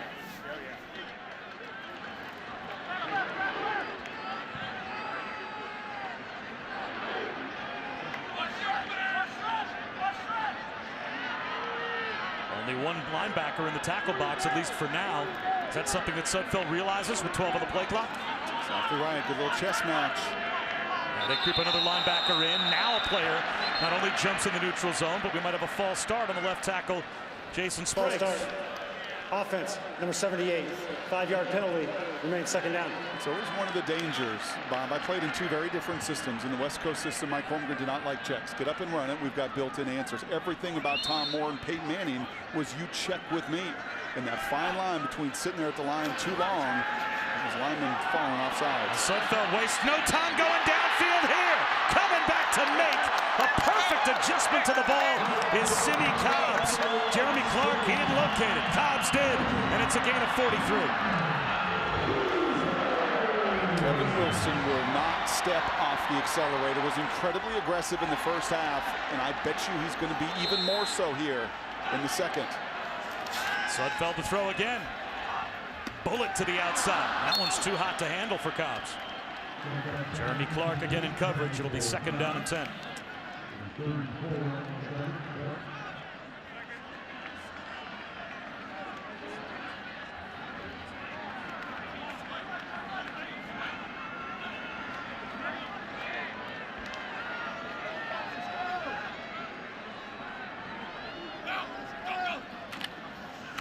First carry of the second half for Jordan Howard, and it's a good one.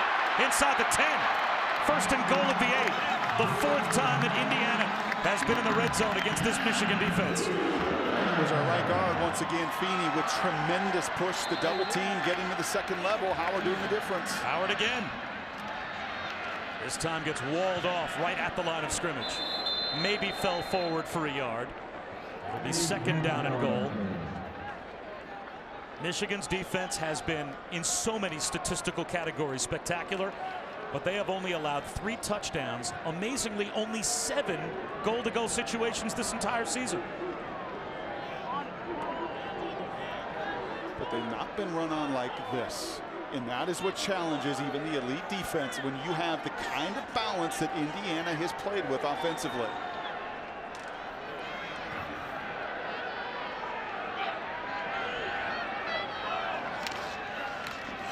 Howard. The Michigan front not fooled. Willie Henry right at the line brings him down. And now it's 3rd down and goal coming up from the 7. That was a really nice play by Willie, the leading sacker, tackle for loss guy for Michigan. He gets his hands on Camille. He tosses him aside. He's able to bring the force on the tackle.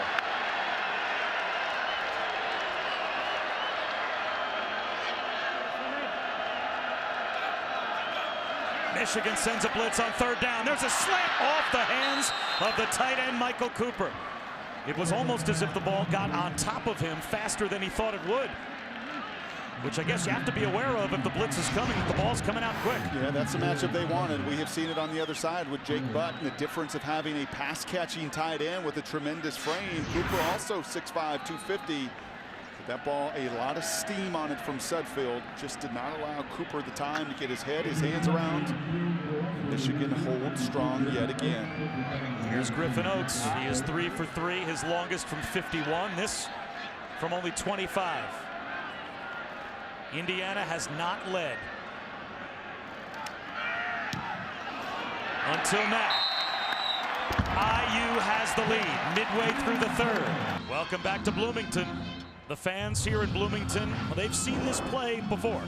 Indiana with a lead in the third quarter, or in a close game at least, with a nationally ranked team. This time it's Michigan, and so much more still left to play for Jim Harbaugh's team.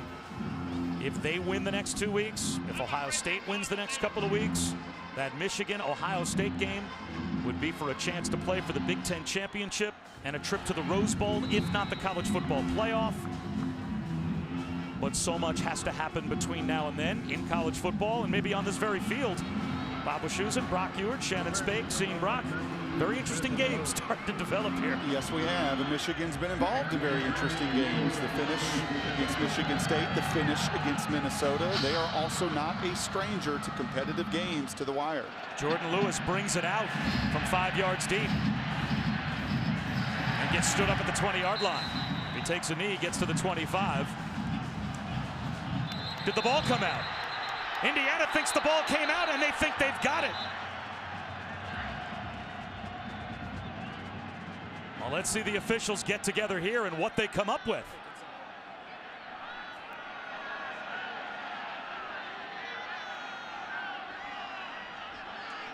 Leon Thornton, a true freshman wide receiver, came out with the ball. The runner's progress is stopped. First down. That is not reviewable. And that is a very, very important distinction by the officials. Forward progress, that's a judgment call.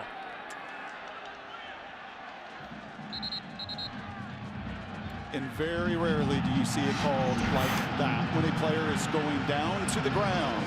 He's not stood up. They will say that. They will try to always protect those runners and those players. When he is being thrown to the ground and you see guys ripping and clawing, you typically do not see that distinction made. So Michigan holds on to the football at their own 20-yard line. Jordan Lewis, fortunate. Hand off, Davion Smith to about the 24-yard line. Let's check in with Cassidy again. And the Wolverines come from behind. A toss to Smith. To the 25-yard line. He maybe picked up a yard.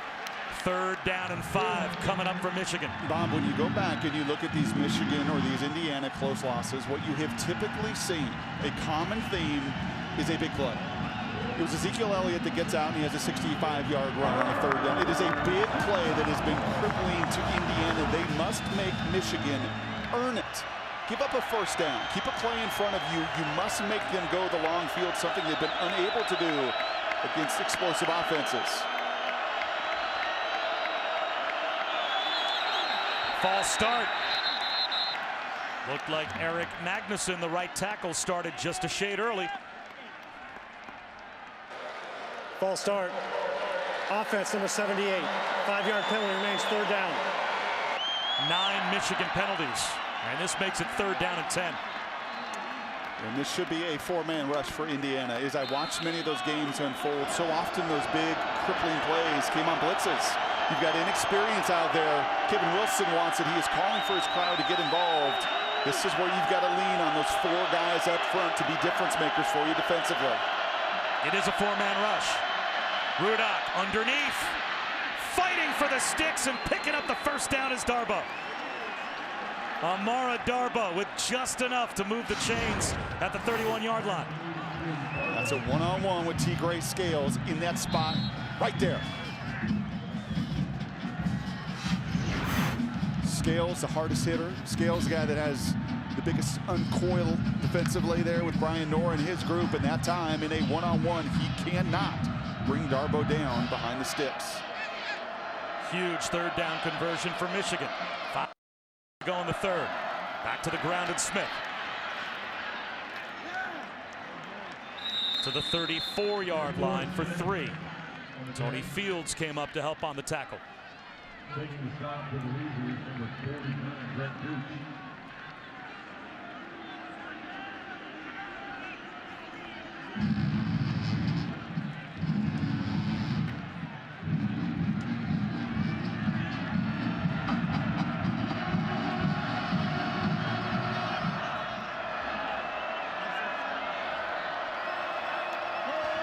Right back to throw Rudock. Finds a soft spot in the zone again. It's another 1st down. Out close to midfield. Guess who? Amara Darboh. Just as Chesson was the workhorse for big plays in the first half, the ball control, possession receiver in the second half so far has been Darboh. Such a good job with his eyes, Jake Rudock right there. He can see it. He can see some of this conservative nature right now defensively for Indiana. Lots of zone defense. And you watch him on that last drop back. He is looking down the middle. There is nothing keen the drop of those defenders. He uses his eyes to manipulate the zone defenders, get the window to throw it, and then throws yet again another dart. Play action again. Rudock. This time he wants it all, looking for Darboh. He's got it inside the 10-yard line. Now they'll say incomplete. It came loose when he hit the turf.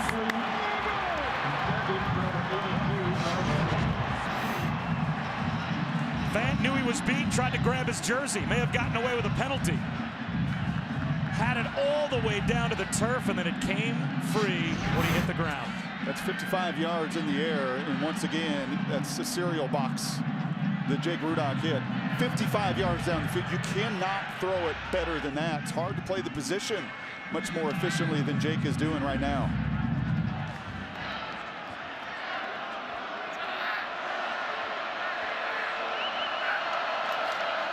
Hand off to Smith on second down. He's loose. Davion Smith carrying tacklers, rumbling to the 33. The junior from Warren, Ohio, picks up 20 and a first down. And that's it. That's it. Those are the plays. These are exactly the kind of plays where you've got 8 defenders around the line, and it doesn't matter because Davion Smith says, I am going to run through your tackles. Corner, you want to blitz? You want to come off that edge? I will run right through your arm tackle. That's all want to. The Tyrone Wheatley coach, Davion Smith.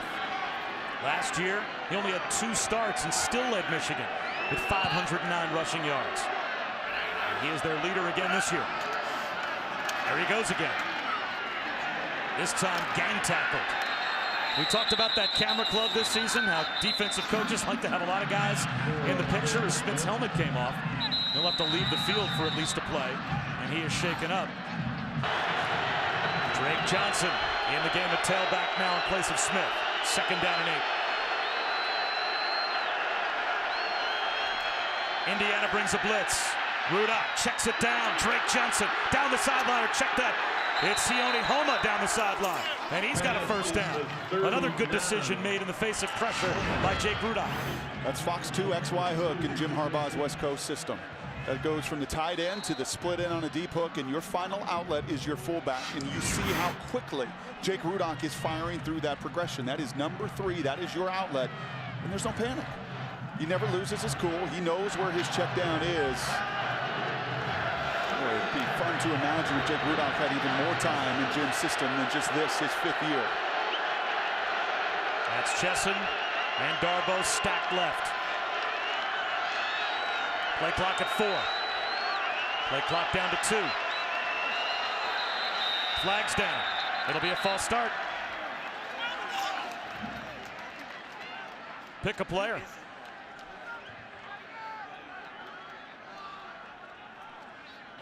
False start. Offense, 5-yard penalty. And it's first down.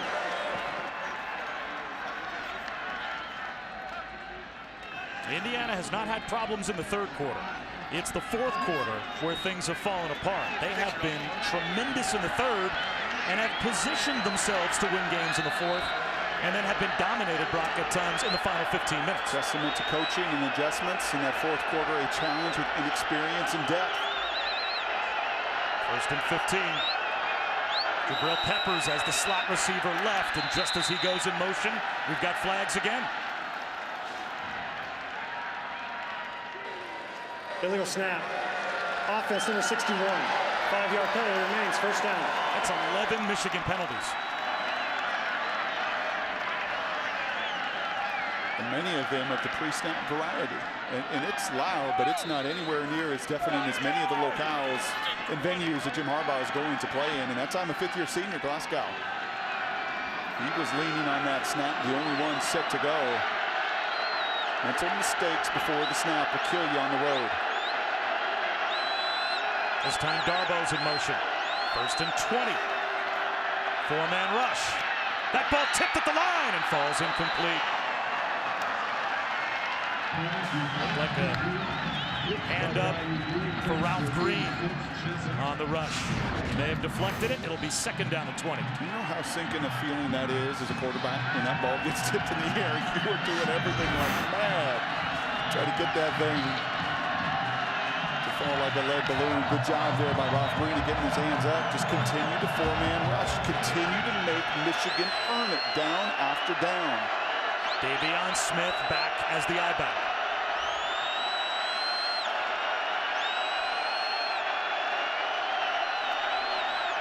Play action for Rudock.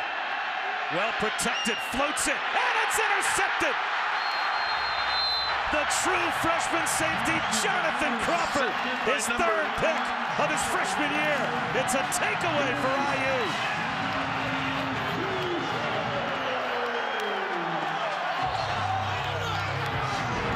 And I was complimenting the eyes earlier of Rudock in that progression, but this just a two-man route. With a very late check down coming out, his eyes are looking the entire time. The big A.J. Williams, who's lumbering across the field, and it gives Crawford, the true freshman, no more. Says Kevin Wilson, you have started every single game at that safety position. He reads Rudock's eyes, and he has the athleticism to go up and bring it down. Indiana with the lead and the football. And the running attack of Jordan Howard, which has been so good today. And he picks up 3 here as the pile moved out to about the 17-yard line. Maurice Hurst got him around the ankles. He was the first there for Michigan. Correct me if my eyes are wrong. Has he gone backwards once? And every time he has hit that pile, it has been another yard or yard and a half. Here he goes again with a cutback. Now close to the 30-yard line with a first down for Indiana goes Jordan Howard. 17 times now in his career he has got over 100 yards going back to his days at UAB. That's the 10th time in the last 12 games he's got 100 yards rushing. He's been the beneficiary of some really good blocking in front of him. That veteran offensive line is just simply winning more times than not. Trying to turn the corner was Howard. Stays on his feet. Out of bounds, close to another first down. And why is this game so important for Michigan? Well, next week, the top 2 teams in the Big Ten East play each other. If Ohio State beats Michigan State, and Michigan is able to come from behind today and beat Penn State next week, it would be the showdown Thanksgiving weekend with Ohio State with a chance to get to the Big Ten championship game. So much at stake for the Wolverines.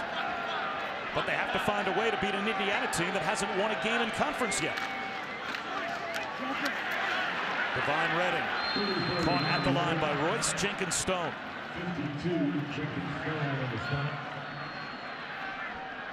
Will Indiana run a play before the end of the third quarter? They don't have to, but they're a tempo offense. They're lining up as if they're going to snap it. Just look at the number of bodies committed. This is all a check with me game. When Nate's walking over there, Kevin Wilson, Kevin Johns, offensive coordinator, trying to get a good gauge. Looks like they're going to go to the 4th, and they're going to go to the 4th with some tremendous momentum. But the way they're running, they are a very difficult stop right now for Michigan's defense. This kind of balance is what you do to take apart even the country's best on that side of the ball. If no one listening or watching had seen Indiana play up until today, they would say, how are they 0-5 in conference? Well, here's why. Look at all of these close games and a dominant lead over Rutgers after 3 quarters, and then what the finals have been. They have not been able to finish. Can Indiana finish today against Michigan, or can Michigan win a crucial road game and keep their Big Ten title hopes alive? We start the 4th quarter with Sudfeld through the air. To the outside is tight end Michael Cooper. Makes the catch as we take a look at our Pacific Life game summary. And Jordan Howard, well over the average for Michigan. Look at this. Look at 139 rushing yards for the big boy running back. And Rudock just the one mistake, the one interception. Sudfeld with a blitz coming over the middle. Sliding attempt made at about the 47-yard line by Donovan Hale, and it looks like they'll give him the catch, and they will.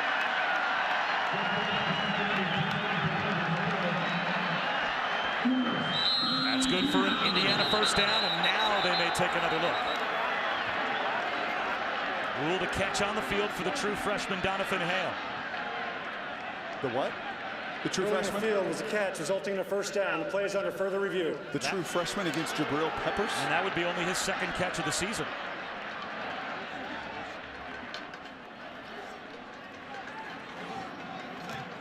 So it's a vital call. If this is a completion, it's a first down in plus territory.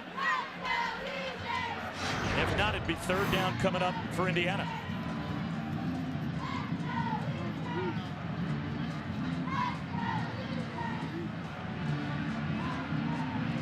Does he have it secured all the way through the catch as he makes contact with the ground?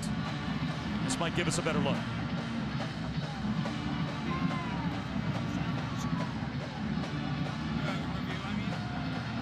Yes. Yeah, you're going to be consistent with the earlier touchdown from Chesson, and that is almost exactly the same look. Hands underneath it, possesses it, and I love Kevin Wilson yesterday. So sick and tired of all the psycho-analyzing. Why are you close? What do you have to do? What plays do you need to make? After further review, the ruling on the field is confirmed. First down. So the true freshman has a catch and a first down. Kevin Wilson said, enough. Enough of this. I don't want to hear any more of it. I want to fight. Jim Harbaugh is going to fight. And you know what I want my guys to do? Not be thinking. I want them to go out there and I want them to fight. And I'll tell you what, their run game and their offensive line has been so indicative of that message and taking it over. But on third down, Nate Sudfeld doesn't have to make 15 or 20 plays. Just the 5 or 6 difference makers here down the stretch if they run it the way they've been running it. Sudfeld looks long to the sideline. Sidney Cobbs makes the catch. And he's knocked out after a gain of 5. Jeremy Clark made the stop. But again, the Indiana Hoosiers outscoring their opponents by over 7 points per game in the third quarter, being outscored by over 8 points per game in the fourth. Sudfeld floats one to the sideline looking for a big one, and it's incomplete. Ricky Jones Sudfeld's pass bring it in. intended for number 4, Ricky Jones. That's a good throw to the one spot where his guy can get it or nobody can get it, but that's back-to-back throws after you have been controlling this game on the ground. And I think having Michigan really on their heels in that run game, now you put yourself with those 2 throws into a little more precarious third down situation here. The number 2 third down defense in America is Michigan.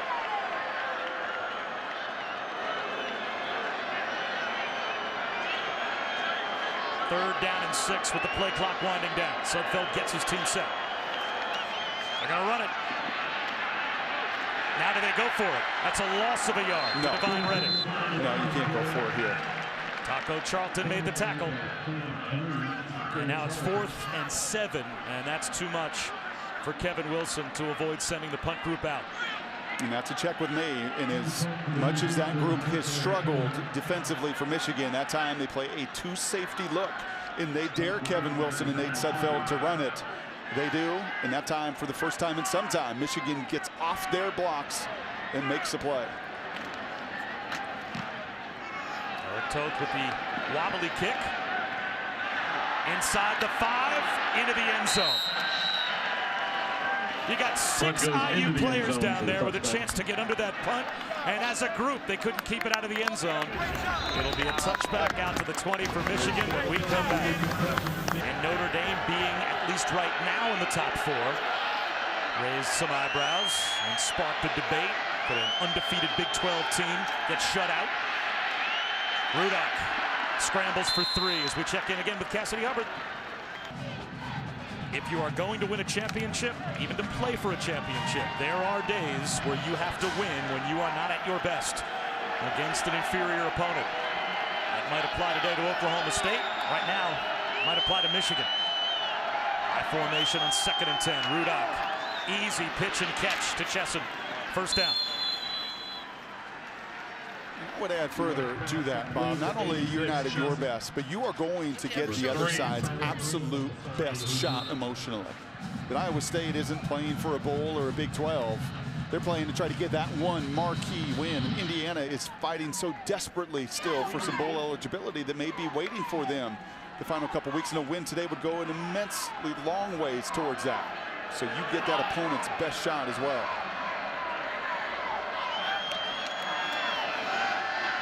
Rudock steps up in the pocket again, buys time, and that ball was hit as he tried to release it. Let's go down to Shannon. Hey, Bob, it's amazing what a 2-point lead will do for your confidence. The Indiana defensive coaches telling their guys, we cannot take our foot off the gas. We've got to continue to impose our will. If we do, we can beat them into submission. How's that for belief? You know what's impressive as well, Brock, to build off of that? This is only the 53rd Michigan offensive play coming up here. So maybe that IU defense has more gas in the tank than they normally would at this point in the game. Credit to that complementary football of their offense. It has controlled it for so long. Now it's Homa in as the lone setback behind two tight ends. He'll take the handoff. Lowers his shoulders, gets across the 40 to the 41-yard line. Well, here's one of those moments. In the fourth quarter, you force 3rd down and 4 to build off Shannon's point. Can you keep your foot on the gas pedal? If you're Indiana's defense, can you get a stop?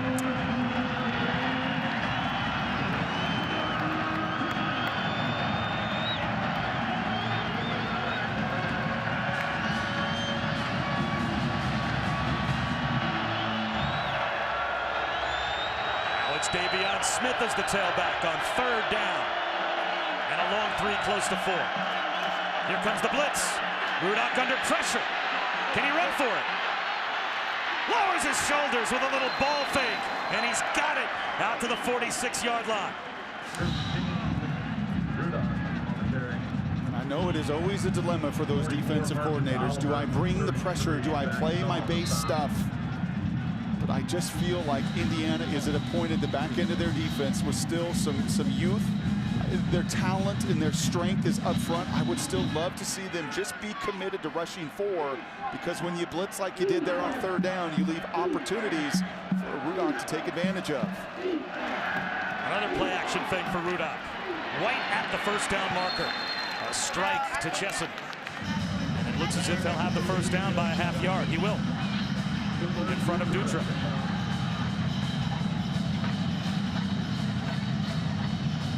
Not called Jake Butt's name here for quite some time. I would be surprised over the next 44 or so yards of this possession that he is not a factor or a prominent read in the progression at some point here soon. Only 10 on the field defensively for Indiana. First charge. Dutra's upset that a timeout had to be called from the sideline. That timeout was called from the Indiana sideline as they ran someone on late. And it's been a terrific football game between Michigan and Indiana. Michigan trying to keep Big Ten championship hopes alive. Indiana just trying to win a Big Ten game. So many times they've had top teams. In tight games in the fourth quarter, they have not been able to finish. 1st and 10 for Michigan here. Davion Smith, he took Clyde Newton for a piggyback ride for 5 to the 39-yard line.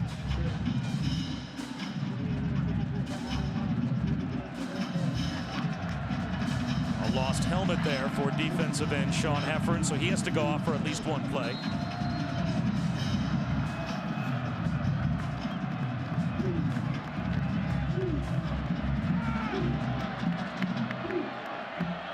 Now it's Drake Johnson as the I-back. A fake, and Rudock goes up the seam, and incomplete. Into the hands of Darboh. Dutra had it read and almost jumped it for an interception. A lot could have happened on that play. Instead, it's an incompletion. 3rd down and 5. Yeah, I think if Dutra has that play over again, I think he does pick it. He saw it coming, and that's where you have got to trust yourself. You have just simply got to pull the trigger. Just hesitated for a second, jumped a little bit early. Completion on what could have been another game-changing interception. Where are you going on 3rd and 5 if you're Michigan? Where is Jake Butt? He's set up right on the line, empty backfield. Rudock straight back to throw, wants the slant left. Fighting for the football is Darboh, and they give him the catch in the 1st down. Clyde Newton couldn't rip it out. Clyde Newton 6'1" and 230, and we saw Darboh earlier against T-Gray Scales, and that time he carries the strong side linebacker for the 1st down. That is an awareness of where the sticks are. That is about want to and strength. In the big moments on 3rd down, defensively, that's where Indiana in this 4th quarter has fallen short. Do they have to continue to put this on Rudock, or can their run game be for Michigan what Indiana's run game has been for them? The better you run, the better the mix, the better the game-changing play-action pass. Here's a run. Davion Smith bounces it outside, but not enough. Marcus Oliver tracked him down. TJ Simmons there as well. Simmons now with 5.5 tackles for loss this season. And show that commitment. They make a play. They load up the box, put a lot of numbers around it. You can live with that because off of that heavy run, you know what's coming. What's been in a very effective passing game in their play-action game. The 11th play of the drive. 2nd down and 11.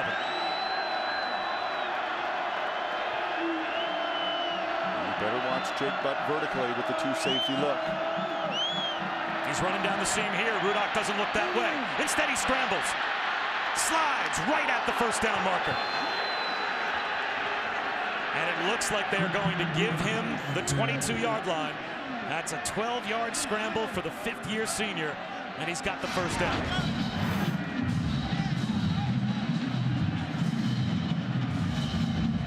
Oof. He took a very similar shot. You remember that knocked him out of the game in Minnesota with his head slamming into the ground. I think there is some incidental contact with the backside from Marcus Oliver. You hear some of the maize and blue wanting a call there, but I think Oliver is trying to fly over the top of him, and his backside is what drives Rudock into the ground. Wilton Spate, the backup quarterback, came on and won that Minnesota game. Here's Rudock going to the end zone, underthrown, flag out.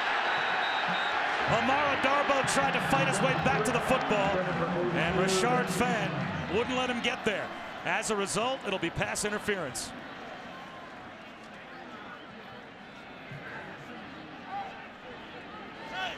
Pass interference. Defense, number 16. 15-yard penalty, automatic. 1st down. We've had a lot of hand fighting out on the perimeter, back and forth. Fant gets his head around, which usually gives you a little bit of freedom from the officials.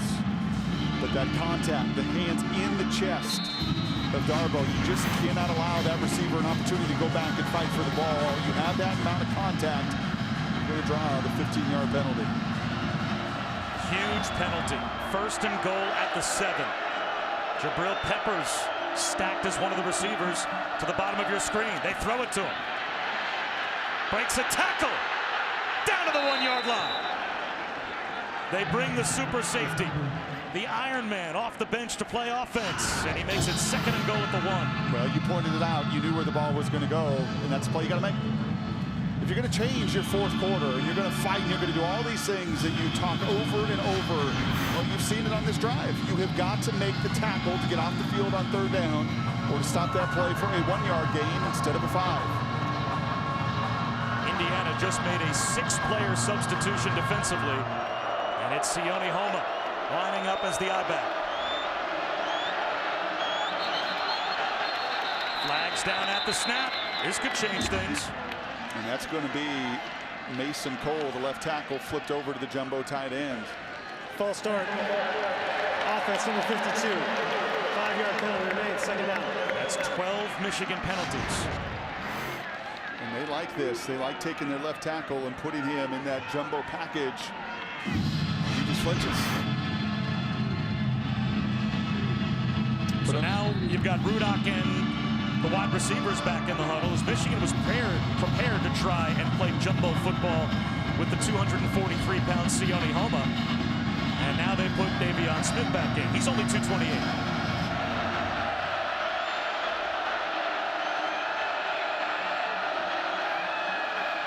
Play action. Rudock in trouble. Flips it left. Unable to reach for the pylon before stepping out of bounds was Homa. They'll mark him out at the 2. Oh, a little more body control. And he walks into the end zone with a touchdown. That's exactly right. They just sneak as they do such a wonderful job with all these formations and looks. They're clearly out of bounds, unable to get the 245 pounds going the other way. He was out actually closer to the 3. They put the ball at the 2 where it's now 3rd down and goal. 14th play of the drive. Smith the eye back. That's butt to the bottom in a one-on-one. Timeout being called on the sideline as they lob it into the end zone for Butts. But the timeout defensively for Indiana was recognized Prior before to the snap. Second charge, timeout of the half. Indiana. Why was that timeout called defensively by Indiana? Because Coach Wilson knew he could see that matchup of Jake Butt to the bottom of the screen against a true freshman, and he says, no, no, no, no, no. So the defensive timeout called by the Hoosiers before third down and goal. Another fullback. Smith the tailback. And Rudak motions his tight ends out once again. Bunch formation. A rollout for Rudak. Floats it. Short. Incomplete. Now it's 4th and goal at the 2. And here comes the field goal group from Michigan to try and give the Wolverines the lead.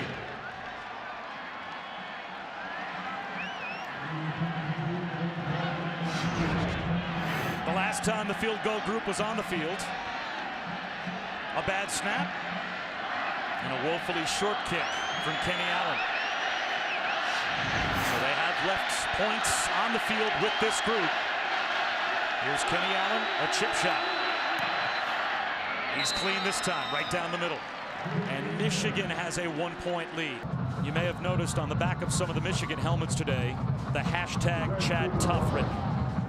And as a father, I'm going to try to get through telling you why, but it's not going to be easy because the 5-year-old grandson of Lloyd Carr, legendary Michigan coach, the 5-year-old son of Jason Carr, former Michigan quarterback, has been diagnosed with an inoperable brain tumor and has been placed on hospice and in hospice care.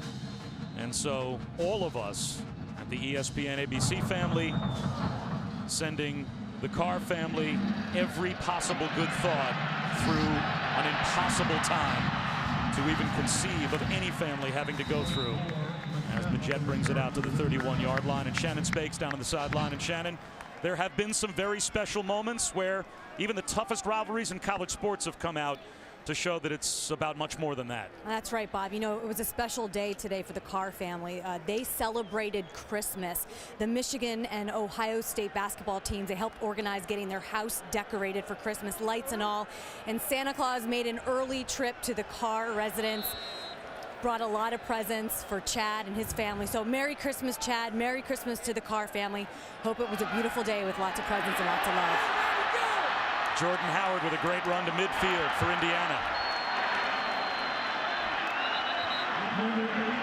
IU trying to win the game, down by 1, 6:15 to go as Michigan just took the lead on their last possession. Well, they're going to do it on the ground, because on the ground will ultimately slow down the rush and lead to the possible play down the field in the passing game. But they're in this position because of Jordan Howard, because of what he has been able to do on the ground and controlling it today in a way that nobody has. 160 yards now against this Michigan defense. Howard again. A gain of close to 5. ESPN also live on Watch ESPN. Jordan Howard up the middle. And how about the play coming now? 3rd down and 2 at the 42. Now this is a place kicker, Griffin Oakes on the sideline for Indiana. As Howard a little slow to get up, and that would be a tough player for Indiana to lose. It looks like he's just tangled with the tacklers. We'll see if they reset the play clock. But Griffin Oakes last season against Maryland hit a 58-yarder. So they're only a handful of yards away from what would be comfortably in his range. But with 5 minutes to go, they're thinking about more than 3. You want to fight and go down swinging, which is Kevin Wilson's words. Go through your 230-pound battering ram. They will. And he will battering ram his way inside the 40-yard line. He just moved the pile, willed his way to the 38 for a gain of 4 and a first down. This is a Michigan front 7 that is without their best player on that defensive line, and it looks like Howard has to come off. Ryan Glasgow did not make the trip. He is their toughest defender. He is the guy that at the point of attack has set the foundation in the edge. And you've seen the difference without him today. continue to run the ball right at Michigan. Now it's Majette in the game at tailback. The true freshman. Inside the 35, down close to the 34-yard line. Now, we knew this was a pretty potent Indiana offense. We knew that they would be able to run the football at least somewhat. We didn't in any way see this coming. 225 yards against the third best run defense in the country.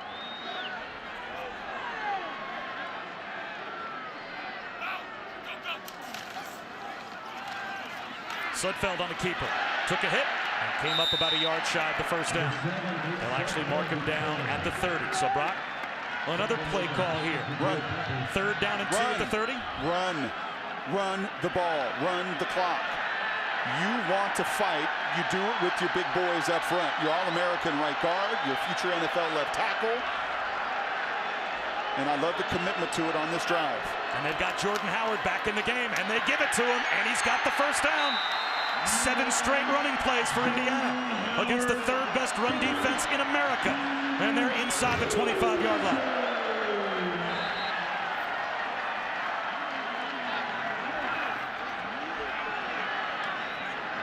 And here is your up-tempo team that's still going to try to play with some rhythm, but understands situational football. Something so many of these spread teams can't, because so few of them have a 230-pound running back and can lean on a veteran offensive line and a veteran senior quarterback to manage the most critical moments.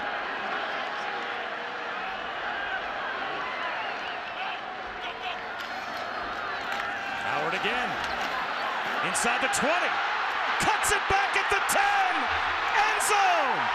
Touchdown. Number 8, Jordan Howard. Touchdown.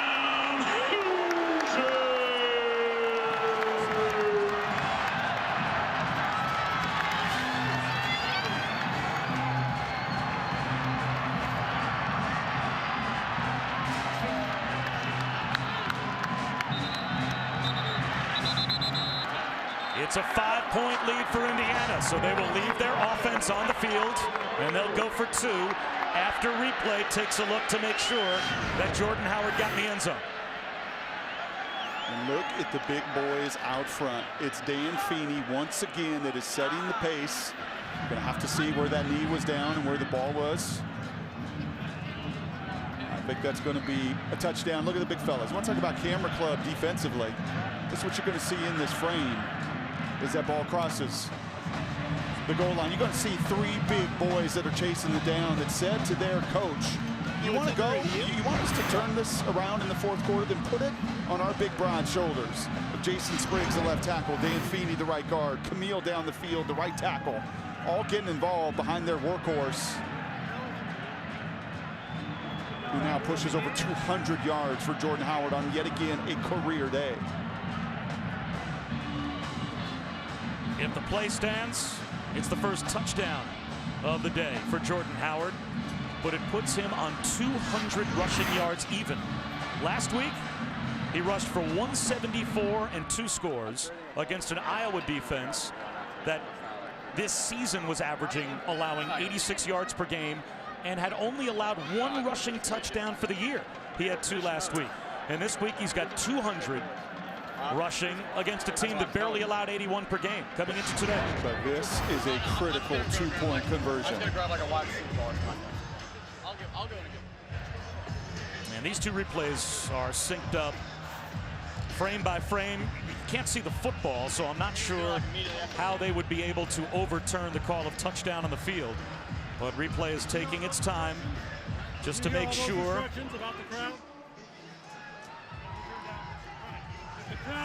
That's awfully close here with that left knee and just where the ball is. Well, the decision has come down. After further review, the ruling on the field stands. Touchdown. Well, it sure looks like the right call, but this is a critical 2 points. This is where Michigan answered the bell against the Minnesota team, that a 2-point conversion came so critical at the end of the game. This is their first opportunity. And with their defense and some of the challenges they have on the back end, and as good as Rudock has been pushing the ball down the field, better not be celebrating that touchdown, and all of your focus better go into this one and getting these 2 critical points. All the time in the world for Michigan with 2:52 and 2 timeouts. Will they be trying to tie the game or win it with a touchdown? That's determined by this play. And they'll run it. They'll be trying to tie it because now it's a touchdown lead for Indiana. Jordan Howard with the successful 2-point conversion.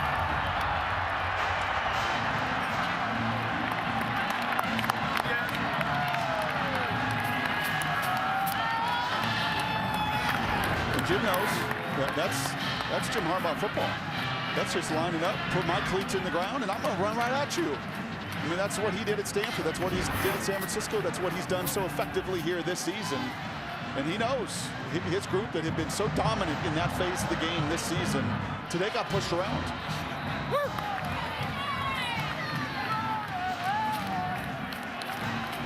Well, Michigan still had a script that, according to Jim Harbaugh, could be written. He said our players are all well aware of what the situation is.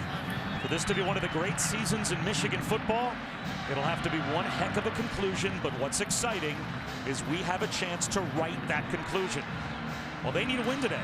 They have to beat Indiana. They have to beat Penn State next week. They need Ohio State to win next week against Michigan State to have that path truly clear and in their own hands to get to the Big Ten championship game. But first things first, they find themselves down by a touchdown with 2:52 to go.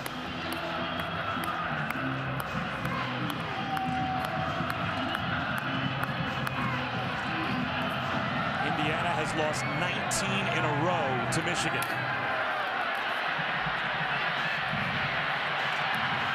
And getting loose all the way out to about the 33-yard line is Jordan Lewis. So a good return. Jake Rudock now only has 246. He'll go to the air on first down.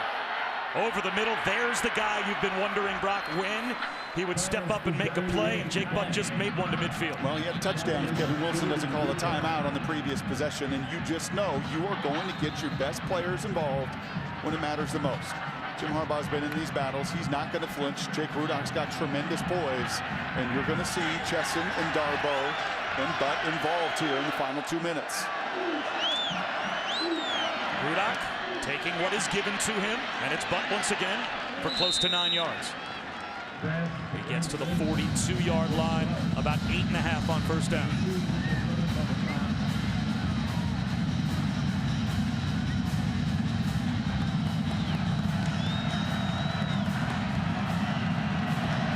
Plenty of time for Michigan. 2 minutes and 2 timeouts, and they're already in plus territory. 4-man rush. Rudock swings it right, caught by Smith. Lost a couple of yards. Dawson Fletcher came up to help on the stop with Rashard Fenn. So now it's 3rd down and 3 in what is obviously all 4-down territory for the Wolverines with 1:38 to go.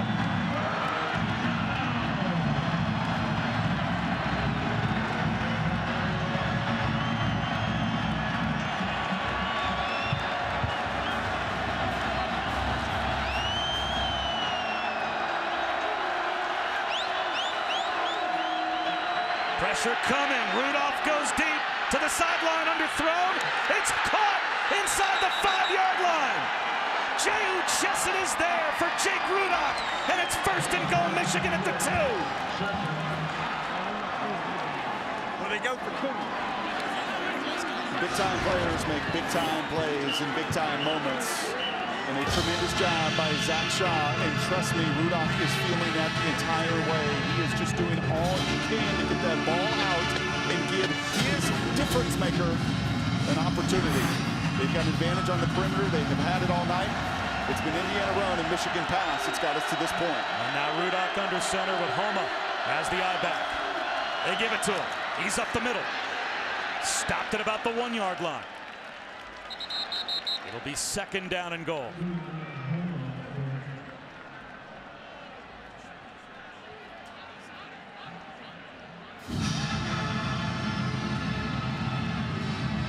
Two timeouts, plenty of time. But you'd like to see a little bit of rhythm here, a little bit of urgency.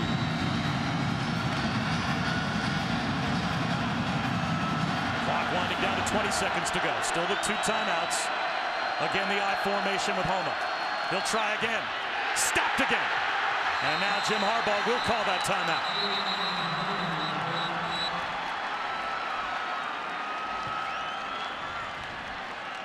Third down and goal at the 1. Now they have a timeout still after this one.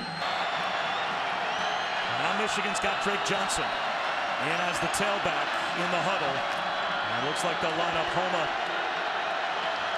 in the offset eye left. Third down and goal at the 1, 11 seconds to go. The toss. At the 5-yard line, Drake Johnson is brought down. And now things change dramatically for Michigan. They lose 4 yards. Now it's 4th and goal at the 5, and the final timeout spent. Now, you just asked me, what do you do here? That is not in my playbook. I get down into this end of the field, and Drake Johnson is not Jabril Peppers. He's not going to outrun many people to the sidelines, and you see T-Gray Scales, he is all over it. You give me play pass, you get it to my best players, you get it going north and south, but you go east to west, you give Indiana advantage, you get a huge negative play instead of 3 feet. Well, now you're looking at 5 yards. Indiana coming into today was the 119th team in college football in total defense, and rather than lining up with your battering ram and going at the heart of that defense, they just tried to play speed football to the edge and lost 4 yards, and now you've taken power football, it seems, off the table. Now you've got to spread them out and try and throw it in the end zone. Well, if they don't get it here, that call is going to be talked about for a long time in Ann Arbor. Because of everything at stake right now, in this game and in this moment for them, with what is looming in the weeks ahead, that will be a call that will be analyzed if you do not take care of business here.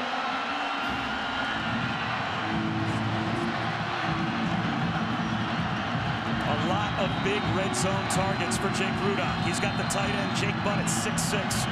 J.U. Chesson has caught 3 touchdown passes in this game. And they'll line him up in the shotgun. This is the game. Michigan for the tie. 6 seconds to go, 4th and goal.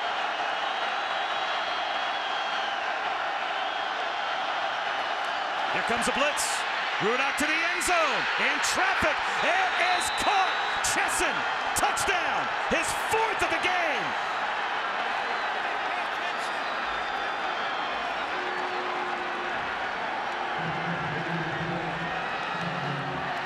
With their season on the line, Jake Rudock comes through.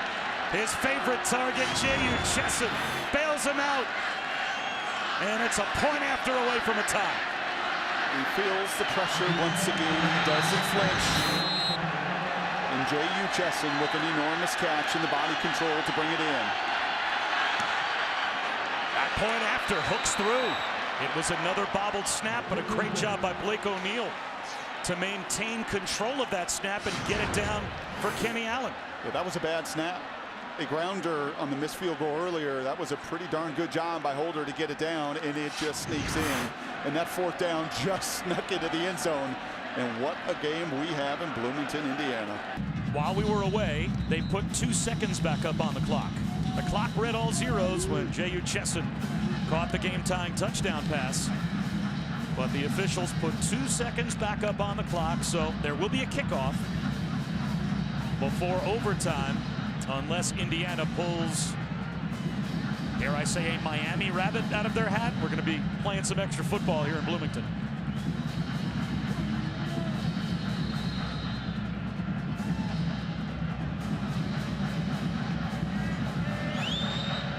So Kenny Allen with the squib kick. And Indiana will take no chances, just jump on top of it. And that will send us now officially to overtime. What a football game. And J.U. Chesson, the game-tying touchdown reception, 4 touchdowns today. He ties the Michigan record for touchdowns in a game with Derek Alexander back in 1992. Okay, man. Each team's going to get 1 timeout per overtime period. They don't carry over, okay? If you win the toss, you can go on offense, defense, or you can select the side of the field. Michigan, you're the visitors. Please give me your call. Heads. Heads is the call. It is heads. You've won the toss. Defense. Defense. Michigan has won the toss and elects to go on defense first. Which end would you like to play at? Okay, put it coming this way. Be first down and 10, Indiana at the 25-yard line going this way. Let's remind you about overtime. Obviously, we've had the coin toss. Each team gets a possession from the opponent's 25-yard line per overtime until the winner is decided. And you have to go for 2 once we get to the 3rd overtime if you score a touchdown. And it may be time here for Michigan defensively and DJ Durkin to turn up the heat a little bit. I think you've got to bring some extra defenders around that line of scrimmage because your front has been overwhelmed by this Indiana offensive line. When they can just line up and run right at you snap after snap and you know it's coming and you can't stop it, it's time for, I think, a few more reinforcements. Won't be surprised to see some blitzes. Won't be surprised to see the safeties a little more involved. If that's the case, has Nate Sudfeld been waiting to dial up a play-action fake? So you take a shot at the end zone, wanting to get a touchdown on the board in overtime, not settle for a field goal. Yes and yes. They'll start with Howard on the ground. He gets to the edge. Just like that, it's 1st and goal at the 9-yard line for Indiana. That didn't take long. And Harbaugh is screaming for a holding call on the edge. But I don't see it. I see the left tackle, Jason Spriggs, once again winning his block and giving Howard the opportunity to get 230 pounds started.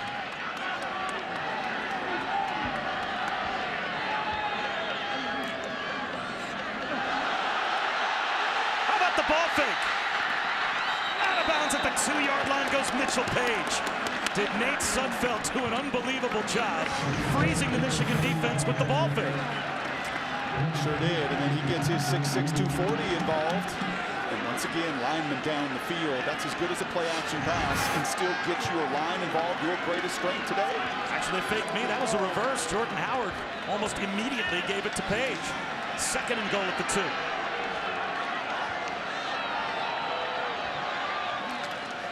Howard right up the middle. To about the 1.5 yard line. It will be 3rd down and goal.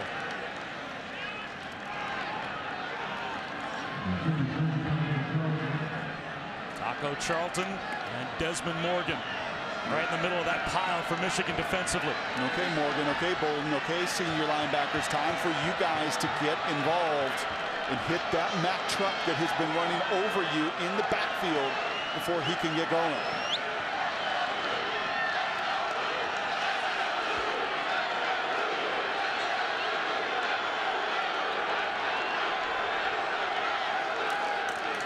They'll run it again. Howard driving his legs to the goal line. Is he in? Yes! Indiana starts overtime with a touchdown. And it's Jordan Howard again. Well, it was Chris Wormley that time. It wasn't one of the linebackers. You're going to see Wormley with an opportunity here. He's turned. He is turned sideways, and he just can't do anything about the power and force of Jordan Howard. Is he short of the goal line? They are certainly going to replay to take another look. That last look we had is probably the best one we're going to be able to get. It's hard in that mass of bodies to see the football, but here, get a pretty good clear look at the football. That left elbow and forearm is short. Wow. That is down, and that ball is short. Ruled a touchdown on the field. It has to be indisputable video evidence to overturn the call. And it looks like his left elbow is down. Can't see his knees.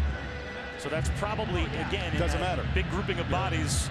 Tough to say that his knees were down even before the elbow hit. It looks like the determining factor would be that left elbow, but looked like the ball was short. Kevin Johns and Kevin Wilson yesterday, offensive coordinator, head coach, said Tevin Coleman was really good. 2,000-yard back, drafted 3rd round. Really good player, really fast. Probably a step faster than Jordan Howard, but when it comes to running with power and behind your pads, this kid's got even more of it than Tevin. After further review, the runner was down with the ball half-a-yard line from the goal line. That will be 4th and goal, the half-yard line. They're saying that ball will be placed at about the half-yard line, so the nose of the football will be no more than 1 foot to 1.5 feet short. It is 4th and goal. Michigan got a goal line stop 2 weeks ago against Minnesota to win a game. This would be to give their offense the ball with a chance to kick a field goal to win in overtime. 4th and goal, and Indiana lines up to go for the touchdown. Half the distance is not going to move the ball much, as Willie Henry jumped offside. Offside. Defense number 69 with contact. Penalized half the distance to the goal line. Remains 4th down. You can probably take that gamble because where's the ball going? It goes from 12 inches away to 6 inches away. So Willie Henry tried to beat the snap count. This goes nowhere but in Nate's belly. He's gotten you to this point. He has been the best player on the field with Chesson on the other side and Rudock. He's got to determine this one.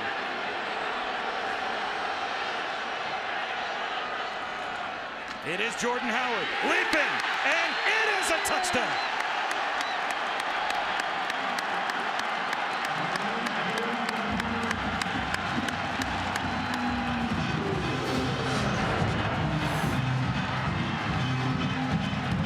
And this time there is no doubt.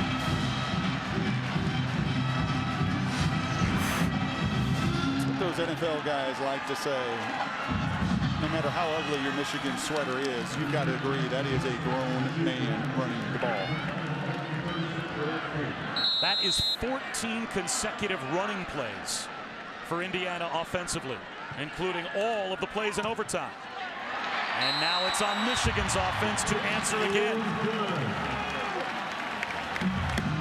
It's been more of a balance offensively for Michigan. Now they start at the 25.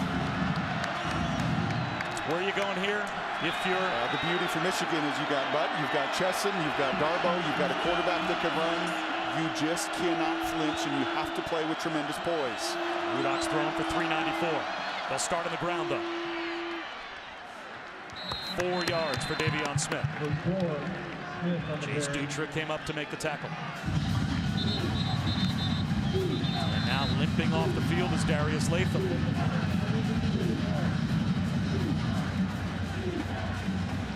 Grabbing that left hamstring, it looks like. Might be a cramp. But that's a 6'5", 300-pound junior from Indianapolis who has played almost every defensive snap tonight for Indiana that they now lose in overtime. Extended time in the huddle usually means a longer call and usually means a pass play. Play action on 2nd and 6. Rudock over the middle. Into the end zone with a leap goes Jake Butt. And Michigan gets the answer. And they're a point after away from overtime number 2.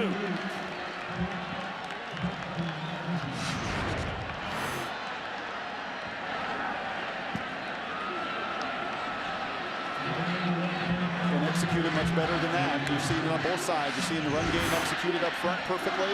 And now can this operation execute? It's been a challenge all night. Snap, hold, and kick. Scott Sitnewski is the snapper. O'Neal is the holder. That time much smoother. And right down the middle for Kenny Allen. Did we play on? So for Brian Knorr, the only chance you're thinking as the defensive play caller for Indiana to even hold to a field goal attempt here is at some point you have to create a negative play. You just can't stop them on 3 downs from picking up a first down. You got multiple opportunities. You had the 2-minute drive at the end of the game. That last overtime that ended in that overtime session and frame ended in a hurry. Yeah, I think it's time to be aggressive defensively. Well, they show blitz here. They've got 6 players up near the line, and they will rush. Rudock with a pump fake. Stop and go, and it is a pitch and catch for a touchdown. 1 play to Amara Darbo. Passes to 82, Darbo, touchdown, Michigan. And if you're going to do it, the cardinal sin on the back end is you just can't give it up. And Rashard Fant right there, Jim Harbaugh scratching his head. He knows he's still got to play some defense. That's a little double move.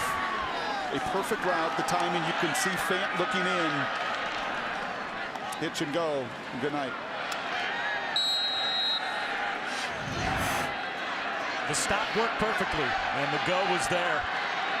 6 touchdown passes for Jake Rudock. And again, a perfectly executed point after by the battery of Sitnewski to O'Neal. And Kenny Allen puts it through. So now the heat back on Indiana. Now they have to have a touchdown. They have run it 14 consecutive times. Does the Michigan defense finally bow up and stop the run?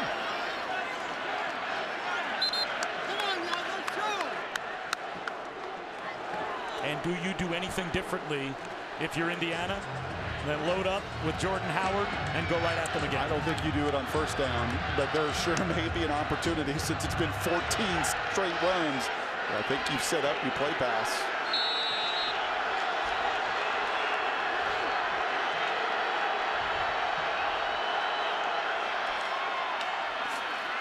Turning the corner is Howard. He's at the 15. Back inside the 10-yard line. Boy, watch play pass. If you can hand it off to your big back, and he finds a crease for 17 more. Well, it's the same play they ran the last time to open up overtime. That's just that outside stretch zone play, and give all the credit in the world to Jason Spriggs. That left tackle has enforced his will upon Michigan, and that time once again turning Chris Wormley. Now this kid is 6'7", he's 305. The NFL scouts are looking at him.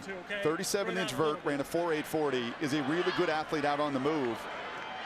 And that's just dominant winning football. I mean, that's just Wormley as these defensive linemen have been today. They just can't get off blocks. That's Velcro. And Jared Wilson was helped off the field, the senior safety from Akron, shaken up on that last play. So it's 1st and goal, Indiana, as they look to tie and force a third overtime.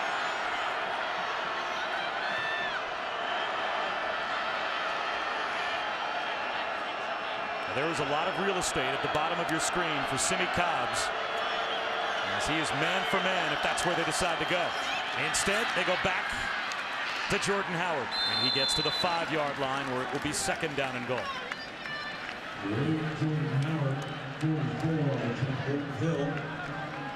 That is 34 rushes. There is no question where this ball is going, and he is so powerful. He takes it again.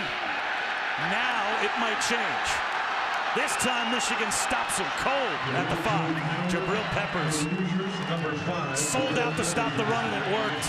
They score and we switch ends. You guys are let's go back. Now we've got an injured Hoosier. And it looks like Michael Cooper, the tight end.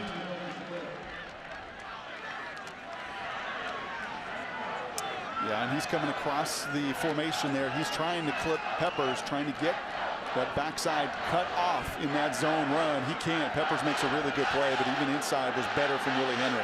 I mean, eventually somebody has to rise up in that front.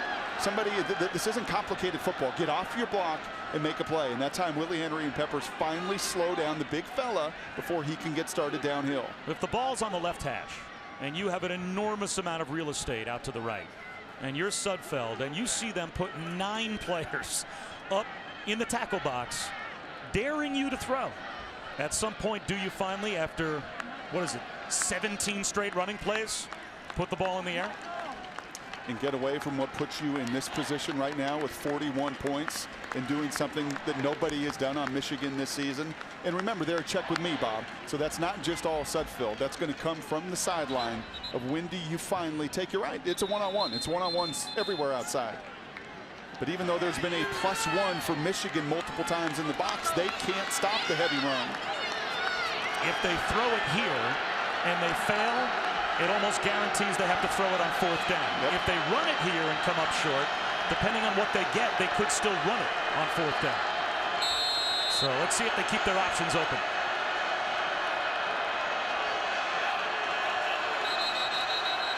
It was going to be a straight pass, except a timeout, it looks like, was called. It was Jim Harbaugh that ran all the way down the sideline. Michigan's called their only timeout of this overtime period. It's a 30-second timeout. And the coach called that timeout. Sudfeld takes a last look over at the sideline. And they will run it. Sudfeld on a keeper. Spins down to the 2. Delano Hill saved the touchdown. And now it is 4th and goal. Indiana will call a timeout. Jordan Howard looks like he's set. Sudfeld will throw it. End zone. Batted around, it falls incomplete. Michigan survives. Pass is incomplete. Delano Hill broke it up intended for Mitchell Page.